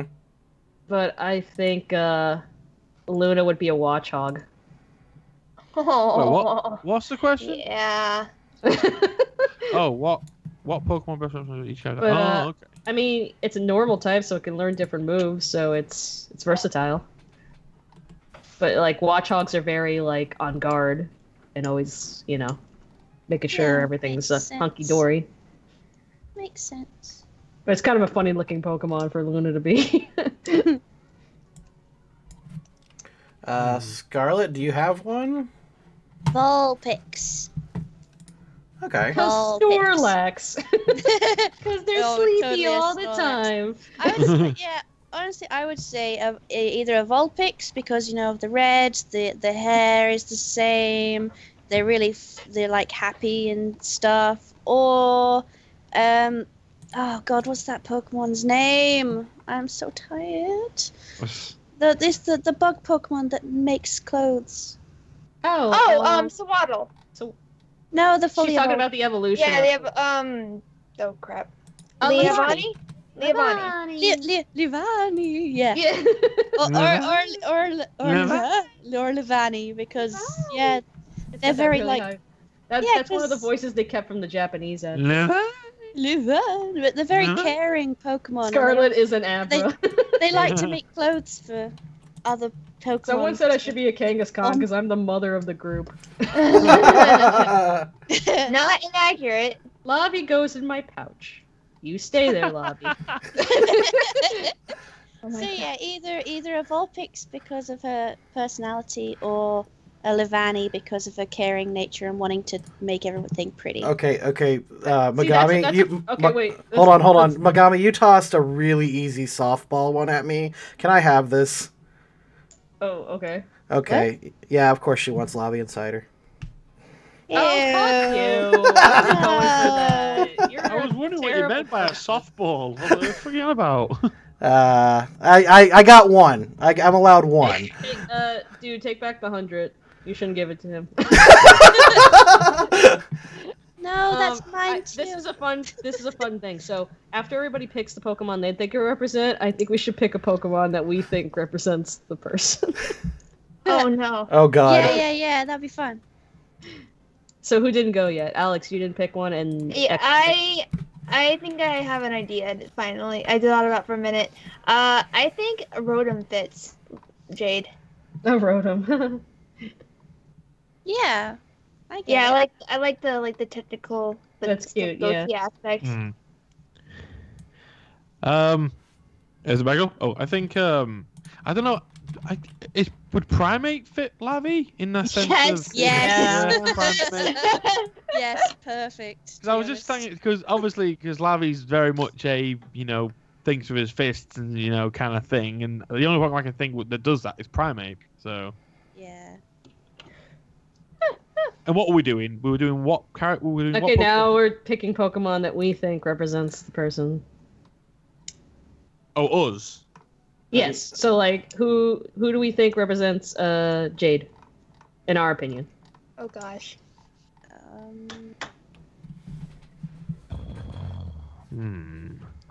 I don't know. Actually, Jade's kind of a hard one. Yeah. Yeah. I'll go back to that. I think Lavi's a Cubone. Because he lost his mother.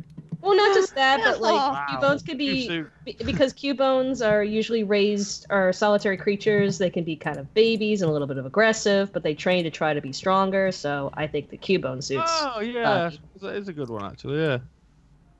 And I think Scarlet is definitely an Abra. An Abra. She Yeah, sleeps. because they're always sleepy, but the fact that they have like so much potential in them to be like really strong psychic Pokemons. Because I love Alakazams. Oh, I love It just takes Alakazam. forever to train an Abra because they don't really learn anything until they evolve into a Kadabra, unless you have like hidden power or something. Yeah. Good. But Jade, Porygon? Porygon's like just. I mean, I get where you're going. Porygon came to my mind as well, but I was just like, but does that represent Jade? Is that just the kind of Pokemon Jade could create if she put a mind to Rotom it? is a pretty good choice, though. Actually, now that I think about it. What's like a really sort of like I guess intelligent Pokemon, like a Pokemon. How about an Elgium, like the ones we saw on the spaceship? Yeah. Yeah. Yeah, LGM. Yeah. Okay. Alright, that's a good one. Let's see. Wait, what about me, guys? Oh, yeah. Is there like a really organized, like, anal retentive Pokemon? Minchino. Minchino. Oh my god. Oh my gosh. It's that almost a little too fluffy. I like the Kangaskhan idea, honestly. I like Whistledorp's answer for me. Scarlet is a Slowking because she's a psychic that doesn't wear pants.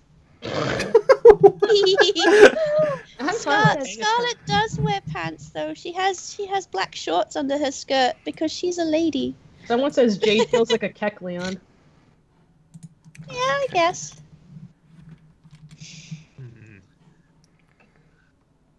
I'm trying to think of one for Luna still. I'm fine with the Kangaskhan one. Yeah, I suppose Kangaskhan is probably the best choice, isn't it? That's the only one I can sort of think of as well. Some Marco suggested that my Pokemon, like specifically Stuart Pokemon, would be Oranguru. That'd be neat. Yeah, that makes sense. Let's see. All right. Moving on. Yeah, we don't want to be on that forever. What's your favorite Pokemon movie? And let's keep it down to 2 sentences. And you can't say the first movie. Pokemon 2000. I kind of already covered mine. So. Lucario and the Mystery of Mew. Mine is also Pokemon 2000. I just love everything about it. I'm kind of torn because I think 3 is legitimately an amazing movie, but I really like Pokemon Heroes personally. So between those two, toss up. Uh-huh. Yeah, I like, and I really like Heroes. If I couldn't pick the first one, 2000's really good as well. But yeah, JoJo, no, you're not getting the PS4 right now, so you're gonna have to go play somewhere else. Sorry, sweetie. All right, JoJo, develop the ultimate Pokemon rap featuring all 800 plus Pokemon. You know what's funny? I actually tried to do a longer Pokemon rap, but it just took fucking forever, so I gave up on it. College Humor did like 720 something. They were making a joke about that though, making the guy suffer like oh, can I see my wife and kids? It's like, no, keep going. I still like that. Is it the Pactio Pokemon version that I showed you guys? Despacio, yeah. Despacio, yeah. I love that. Apparently, that song in Spanish is really filthy, and like it's no one likes it in wherever it's from. But No, I don't. I only like the Pokemon version. I'm gutted that the Pokemon version isn't on Spotify because I would have that in a hot second. same, I like it a lot. I like those choices. Good. Somebody said I remind them for Luna be a Gudra, and another person said an Arcanine. Ooh, okay. Interesting I choices. guess, yeah. I can see I was Gudra. thinking Arcanine as well because of the law enforcement connection that they have, I guess. Gudras are really kind-hearted dragon Pokemon, but they're kind of slimy.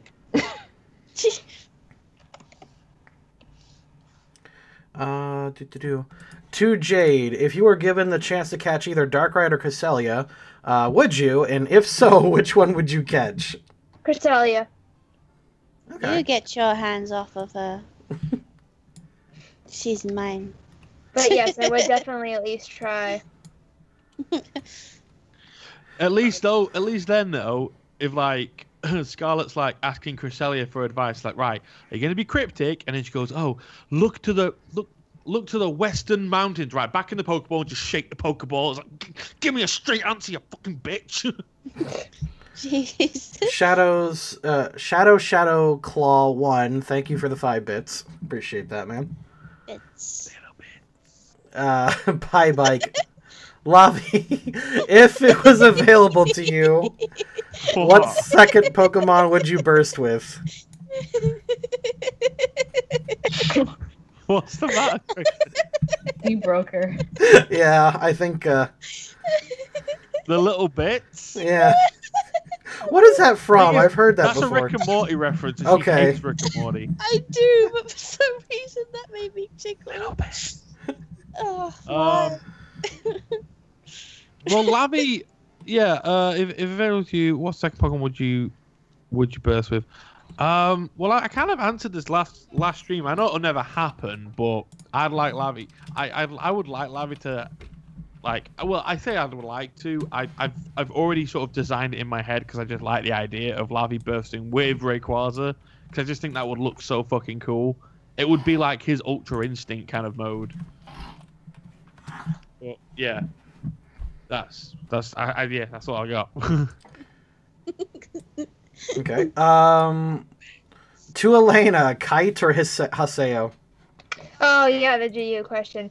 Oh man, I like both. Probably Haseo. I like his background story a little bit more. Okay. What's the next one? I'm adding a couple just at the bottom. Oh, that one's for me. Is there any Pokemon or item that is contraband in Utopus, but not in other regions? Snag machines are illegal, and as far as Pokemon goes, Ultra Beasts, we've kind of established are not okay to use, but we'll see. To Lady and Elena, how did you get started in art? Art questions. You wanna go first? I will let you go first because I am still a bit. Yeah. Well, I got started in artwork by. Shut up, X. Actually, I've been drawing since I was probably. My mom says I've been drawing since I was 4 or 5 years old. I say that I was started drawing at 10. That's when I got the real interest. But my mom told me I've been drawing since I was basically could hold a pencil. Really, what actually drew me to want to do cartooning was Yu-Gi-Oh! I really liked the hairstyles in Yu-Gi-Oh!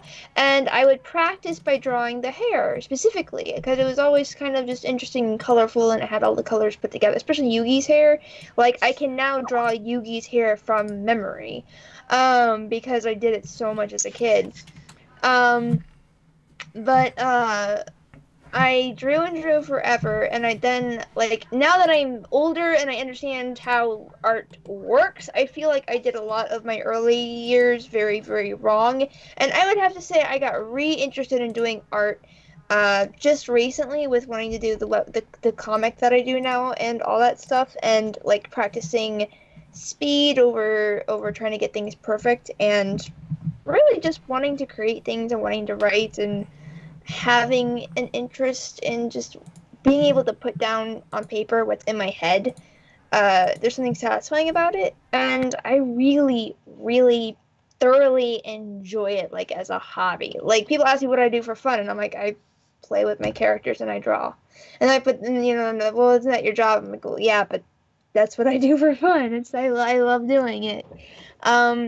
So it's just, my mom's told me I've always had a really big imagination. Like, she said one of my most drawn characters when I was 3 or 4 was one of my imaginary friends that I actually still remember. So that's probably it. Just, yeah, I think it's just very inherent need to do it. Yeah.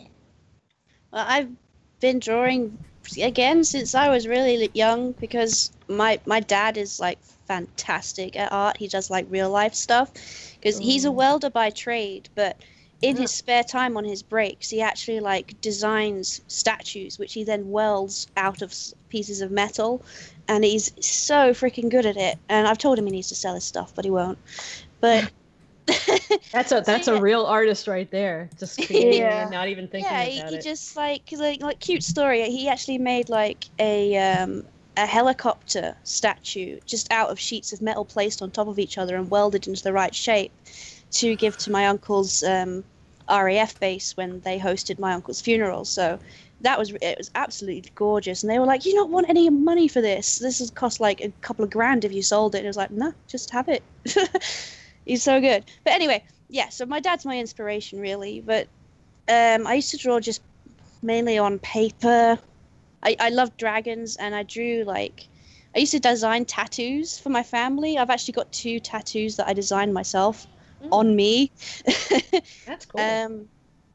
But it's mainly dragons and stuff because I was born in the year of the dragons, so were my parents. And it's like, so dragons have a big thing in my life. And then I moved on to like Copic markers and Letrazettes. And then when I finally started doing digital art, I was like, oh, this is awesome. I can play around with it. But I kind of went on a bit of a break for ages. So I'd only draw when I felt like it. But then, you know, we started doing the Pokemon tabletop stream.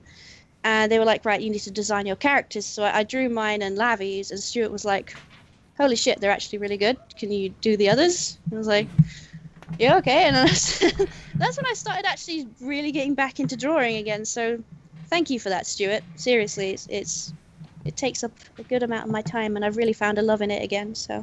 Oh, no problem. I'm glad you like to do it. I hope you'll do, because I got way more. Yeah. Yeah. But no, it's got me into drawing my own stuff again as well. Don't get me wrong. It's not like, you know, I only draw Pokemon stuff now. I do my own stuff too. But it was like hey, you know, your stuff is good. Do you want to draw more stuff? That got me back into drawing again. So. Yay. Yeah. To Stuart, is there a character you really wanted in the game, but your inner fear of PC did not allow? Is politically correct?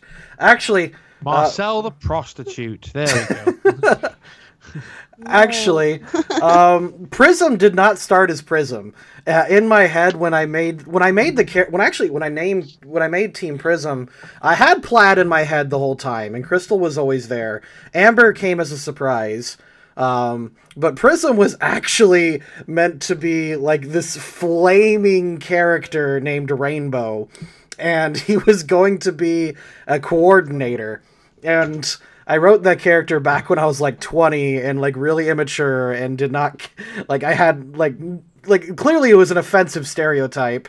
And yeah, I'm glad he does not exist anymore. So yeah, Prism was completely different before this game. He was actually meant to be like this like really bad stereotypical gay character, and I'm glad he's not that now.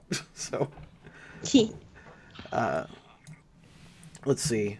To everyone, you're saying that this Pokemon adventure is going to end eventually. What are you all going to do on the time you're not playing Pokemon Adventure?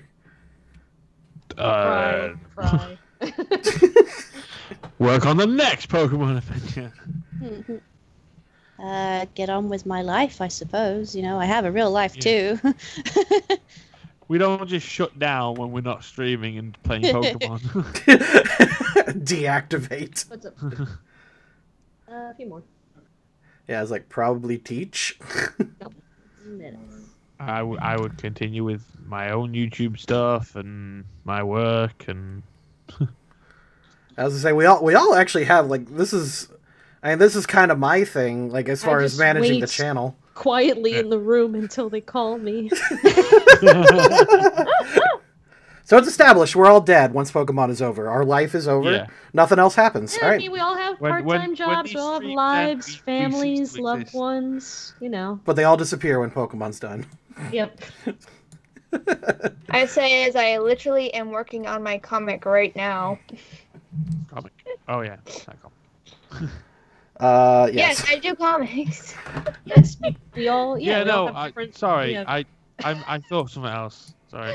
Oh, okay. I'm actually trying to look into an agent soon, so I could hopefully do some other voice work, not just anime. You know, real paying jobs. Yeah. Well, I wish you the best of luck in that. Thank you. I'm gonna pursue my my art career. I think that's what I'm doing. Actually, I was telling Stuart, and we'll probably talk afterwards. But like, I thought it'd be cool to do like one shot D&Ds at like panels or something like that. I Or, like, See, I love that idea a lot. but okay. obviously for the first few ones, it has to be like prepared. Utmost importantly, you know, like because obviously there's gonna be shit hitting the fan. But like, Well, obviously, hey, what? As I say, my friend EJ is doing her Pokemon convention here in the UK next year, so Whoa, we should Pokemon all go to convention? that. Can I go? I think we're meant to be guests at some point. Invite me. She I like can- Pokemon. She definitely. I think she definitely wants to sort of make that happen, kind of thing. So Granted, Oh, she's really? like pulling like 5 Americans over there, but I sung English versions of Pokemon songs, so I'm kind of in the Pokemon thing. well, she helps with. I make She's been Pokemon- doing a lot of shilling for because she knows about the loading crew stuff as well. So, and I know she wants me there to do it for maybe to do some MC stuff as well. Cool. She wants me there because she loves my butt. This is true. To Stuart, when Christmas date, same time as Half-Life 3. To everyone, you are the next Pokemon Games Pokemon professor. What's your professor's name and what aspect of the world are you studying? Ooh. Ooh, I would. I know. Go ahead. I would be Professor Willow, and I would study Pokemon habitation. Oh, I thought we had to make up something. I would be Professor Swood, the combination of silver and wood, and my specialty would be Swood Sounds good. and Wilver, of course. It's, Jade? Oh gosh. I don't know trees well enough, but probably a Pokemon professor of just like technology in general. Like, here's like it would be the experimental Pokeball game where you have like all these crazy ideas for Pokeballs and stuff, or like you can or Pokeball alchemy or something. You could be Professor Thorn. Professor Thorn. Or just Professor, like, Is there a apricorns sword are on our trees. side? Aren't Yeah. apricorns a tree in the Pokemon universe? Can you be a Professor Apricorn? Yeah, I Would guess. that work? Yeah. Ooh, I found a good one. Okay. Yeah. I will be Professor Cosmos. There's a flower called that. Nice. And I would just be a professor of just the origins of Pokemon. Like, where certain Pokemon come from and their lore, and actually finding out if it's true or not. Because a lot of the Pokedexes just say how dangerous something is, when the fact that people have lived with these Pokemon and they don't do terrible things. So, Yeah. obviously these stories had to come from something else. Let's see. I think I would pick a professor. That would be a pretty...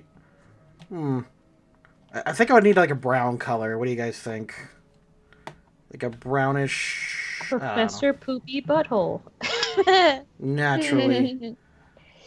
You know what? I would not be good at this. I would be that intern that would follow the professor around and just get everything Stop wrong. touching the Pokeballs all the You're time. supposed to be cleaning the hallway. Professor Stump.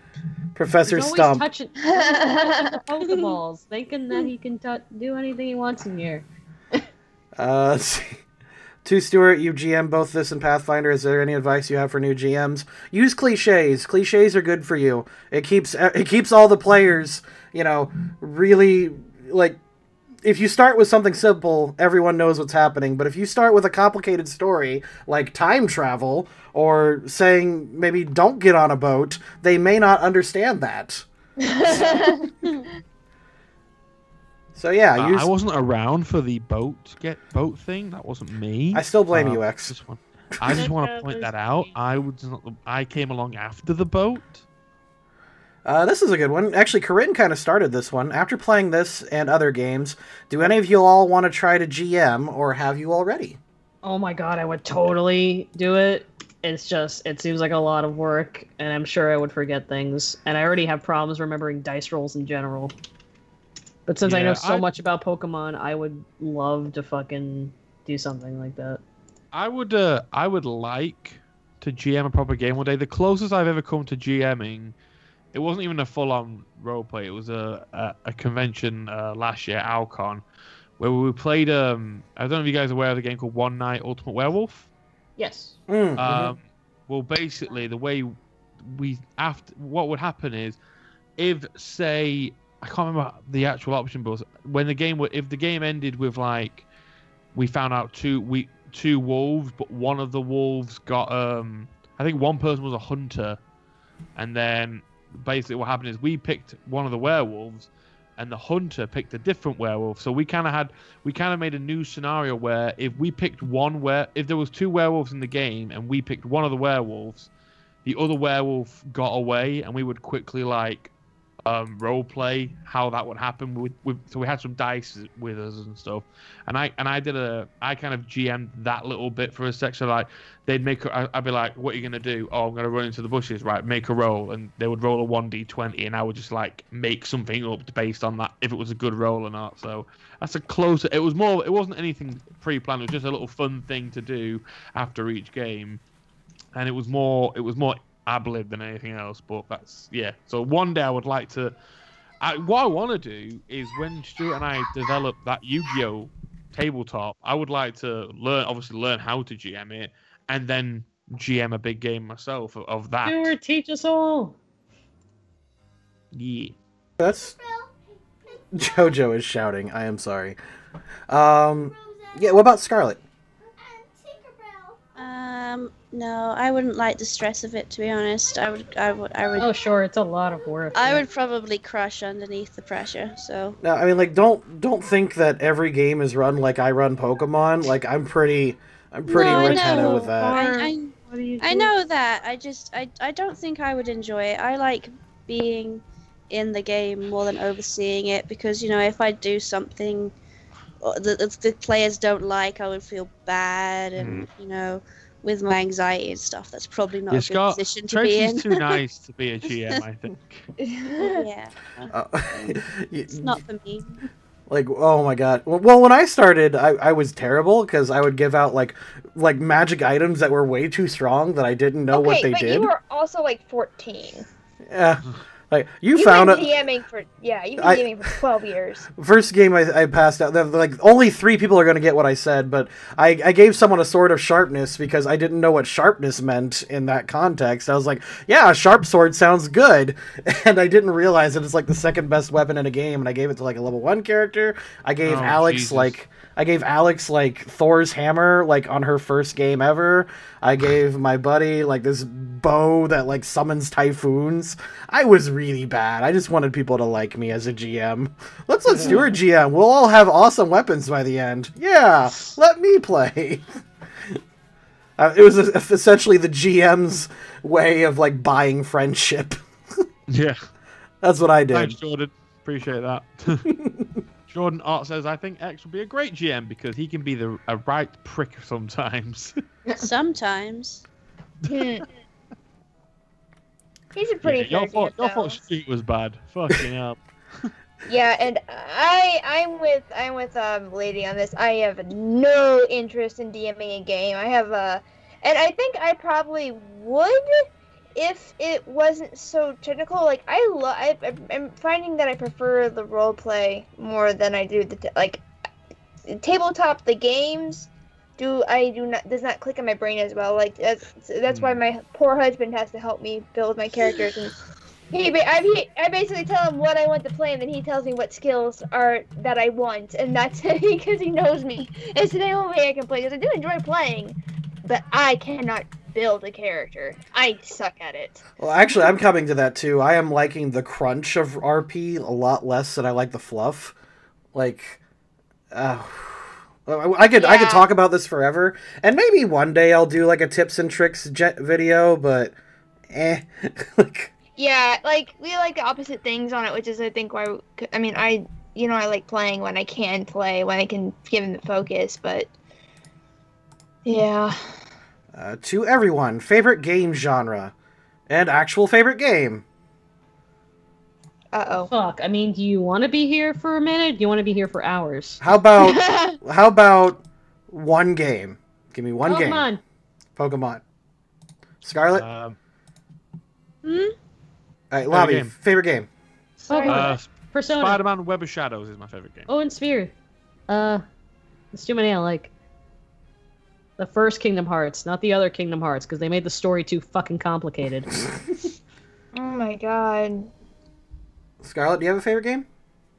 A favorite game? Final Fantasy VII. Final Fantasy IX, the good one. I really liked 9. Actually, my Final Fantasy Tactics, dude. I can't get enough. Yu-Gi-Oh! Duelist of Roses. No, I actually did used to play that, but it's not my favorite. I love Duelist of Roses. That one. I love that one. Oh man, just one though. Just. Yeah, right. Just start naming things. I like Disgaea. I don't know. Like you guys don't understand. I don't collect a game. I collect series. So do I. I just named like 6 games right now. Yeah, no, I have the entire line of... Who shit on Kingdom Hearts? Which girl was that? By the way, that's Asperger. Hi, Asperger. Oh, hey, dude. Hi, Asperger. Hey, bro. I didn't shit on anything. I just said the story was too complicated. I'll shit on it though. You want? I like that Fusion just ratted me out. Oh my god. I didn't say I said Kingdom Hearts is fun. The rest just gets too complicated. That's all I said. Well, I mean, true, but okay. This is Asperger. He likes to start shit. Just let him go. Just let him do his thing. Okay. If I have to be like super, I'm gonna just state that probably my favorite game of all time is still Bait and Katos on the GameCube, the Eternal Wings and Lost Origins. Oh, really? High five. Oh my god! No, I have the raw scroll and I have the guide now. Oh my god. No, I forgot another favorite. I love the Pikmin series too. I have too many favorites. Yeah, like I have the entire Ace Attorney DS collection. I have every Assassin's Creed Collector's Edition. I love Assassin's Creed. And then I have all of the Dot Hack games, all 7 of them. And Dark Cloud for the PS2. Oh my god, I love Dark Cloud. And yes, Bait and Katos or the Eternal Wings and Lost Ocean is like just the. Oh yeah, Star Ocean. Holy shit. Yeah. Tales of. Oh, I got too many favorites, man. Tales of. See, I was good. I picked one, and you guys are just like listing games. Because it's impossible to pick one. It isn't. I did it. My favorite game is the game I'm currently playing. I think the one I got, probably the ones that I got the most hours out of are World of Warcraft. I definitely got the most hours out of. My favorite is Tony Hawk Pro Skating 2. My favorite game is all the games that aren't Kingdom Hearts, because fuck Kingdom Hearts. I can't wait till the new one comes out in 2020. I like Monster Truck. I forgot about Sonic games. Oh no. Kingdom Hearts, more like Kingdom Farts. Yay!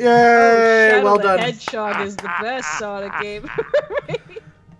I have to take a picture of this for you, To be Corinne. fair, I actually kind of enjoyed Shadow, even though it is kind of cringy. But like, It was fun when you had a lot of. At least I only had fun in the game when I had a ton of ammo and I could just yeah, mow that's down one of those everything. guilty pleasure games. That and Dirge of Cerberus, I kind of enjoyed that game, even though everybody hated that game. Yeah, mine's Shadow the Hedgehog. I don't care. That's a funny guilty pleasure game. Definitely Shadow the Hedgehog and Dirge of Yeah. Cerberus for me. Well, Are we excluding Tracy?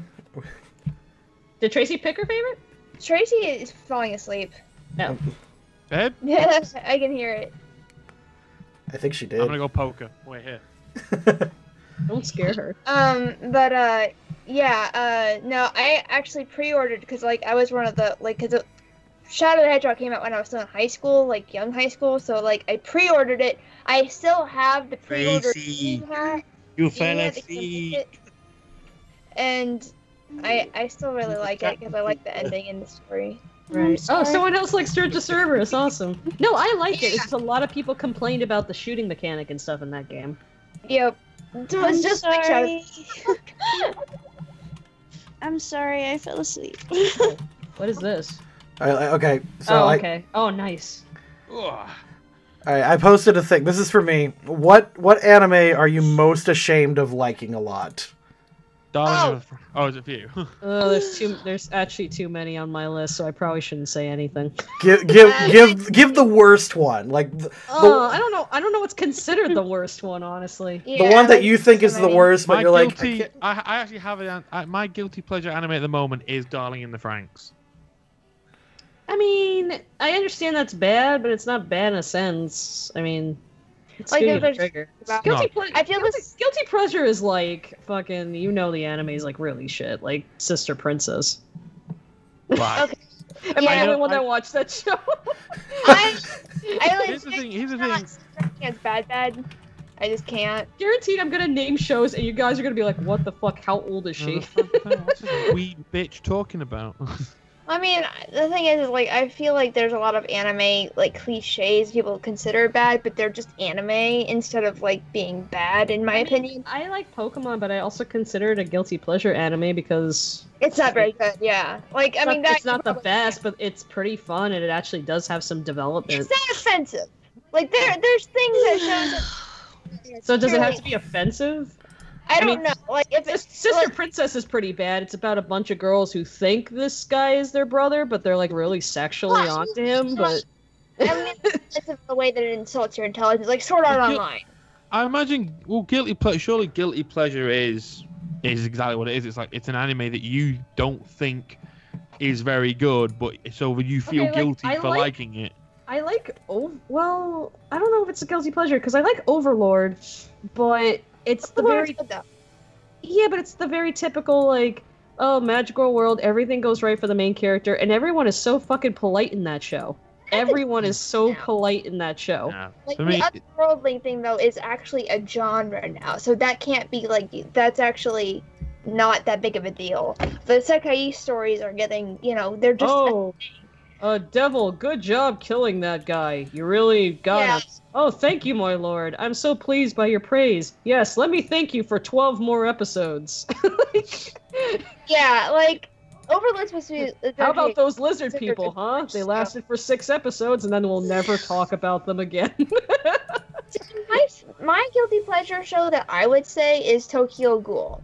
Because, like, Oh, it's... that's a good one. I like Tokyo Okay. Ghoul, but yeah, the later seasons get really fucking good. No, I see. I don't think it's good from the first season. Like, I think that all of the main characters' motivations are completely muddled, and he has no idea what he's doing. And like, after the first 6 or 7 episodes, it's just basically spinning its wheels on its own story. Yeah, I- I can agree with that. Thomas Wellerton called mine. I unironically watched Zero no Tsukaima 3 times. It's love bad. that show. I hate the genre. It's first of all, protagonist teleported to another world. He's amazing, of course. Everyone wants him. It's a harem show. The main character's the worst kind of tsundere, but I've seen it 3 times and I've liked it every time. I hate it. like it's It's not good. But there's Yeah, no, like that's there's like- just a couple episodes that just hook me back in every time. Yeah, maybe I need to read the Overlord manga. I've been reading a lot more manga actually lately, and I've been enjoying that more. I'm trying to think of an anime that's like really like. I guess the main character's super bland. I don't know. I did watch a lot of creepy slice of lives. where See, it's like, and like I've watched so much anime that's become so lukewarm to me. Like I watched Black Butler, and like after everybody like told me, "Oh, Black Butler's so good," and I watched it, and I'm like, "Oh, it's just another anime." yeah, I It's did so enjoy Black Butler for a bit, but then I was like, yeah, this is kind of, and people are enjoying the. I don't like the. Like the part I loved about that show, everybody else hated, and I was like, "Why?" I don't like the fan service thing with the little boy and the older guy. I'm not into Yeah, that. I mean, like, and that's like totally fair, but it is just really funny to think It's about. like it's like no, two dudes got to be the same age. I can't. Well, That's why I loved Oron, but I never liked Mori and Honey. I'm like, oh, they're cute, but I'm like, no, I don't get that. yeah, and I was all about the twins and that. Oh, the one. twins were the best. Are you kidding me? I know, In the those manga and the show, they were obviously the best. I mean, even the creator Yeah. knew that. Yeah, no, they totally were. Yeah, I like high five there. love the twins, but I kind of no, the Mori and Honey thing more odd, but But yeah, X pointed out we should probably wrap up soon. No, but I want to talk about how hot the twins are. We'll do that next time. Well, you know what? We'll just do an anime podcast next time, like our favorite anime and nonsense. All right, let's skip Fusion, the next one. I'm sorry, the one I mentioned, Fusion, was Sister Princess. That's the show. All right, there's two questions here. Gym leaders. Let's skip that one for now. Let's save that for later. This one's for me. To everyone, Pokemon. Actually, I think this is general. Waifu or husbando? Just one. Go.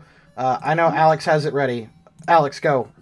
yeah, Steven Stone What? and Steven Stone and Silver. I will not say one or the other.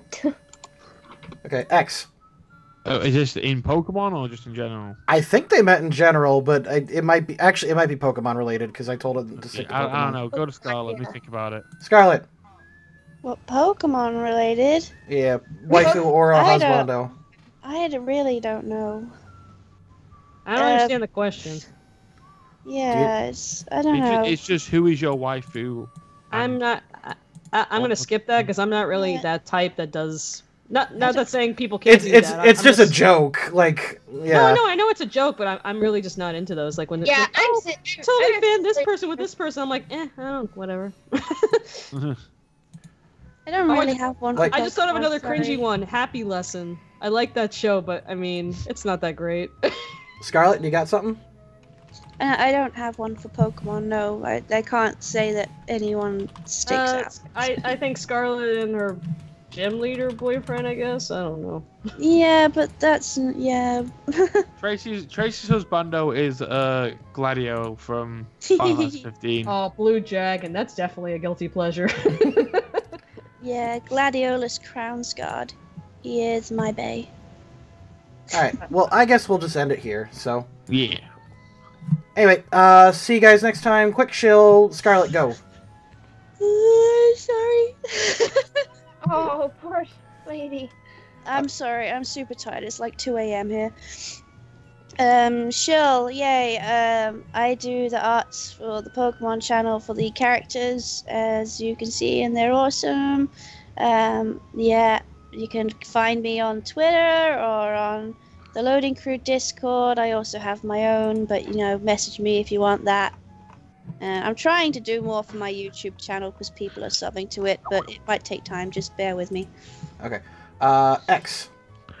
My Oh. channel digital. Oh, what? No, You were suddenly really loud. Oh, Oh. sorry. Is that better? Yeah. Okay. My channel is Digital Hat Productions over on YouTube. I do 5 streams a week. I've recently released my latest episode of Yu-Gi-Oh! GX Abridged. If you're a fan of that, check it out. And I have a weekly show called Vrain Train, which is basically me reviewing Yu-Gi-Oh! Vrains every week, and that's over on YouTube. And I'm X the Dark One everywhere else. Yay. Jade, I guess. Oh yes, hi. I'm Elena Prana on literally everything. You can find. I've got a YouTube channel, a Tumblr, and a DeviantArt, and I also have a. Be sure to check out my Redbubble and the Loading Crew Craft store where you can find like all my merchandise. And Luna. I go by Megami33 on all social media. I'm starting to stream again, hopefully Wednesdays and Thursdays of Megami33, and I do covers on my YouTube channel. And I have one more special announcement. Banana Cat is coming out on Blu-ray DVD June 26th, and I sing the ending theme song for that show. So you should go Yay. check that out. Yay! And make it your guilty pleasure anime. Yeah! That's one of those cute little short segment shows though, like aggressive, like the aggressive right. panda show, like. Yeah. All right. Have a good night, everybody. Oh, Yeah, well, Stuart, say bye. Okay. Say bye, Stuart. I won't show. My name's Stuart. I own the channel and pledge to Patreon so I can pay Tracy more. And we got more stuff coming up. Are we What? doing this next week, or are you doing something else? We can do it next week, yeah. Okay. As long as you're not busy, yeah. As long as we're... Yay. And then, right, one last question. Will there be any more guests for the one shot? Yes, Friday we are doing our final crossover game with Puffin Forest. We are wrapping that up. We're getting Jade out of the spatial world. And then there is an extra special guest to those who are left, if you want to keep it hush-hush. I confirmed it a few weeks ago that a particular Matt Mercer will be on the show. Bye, everybody.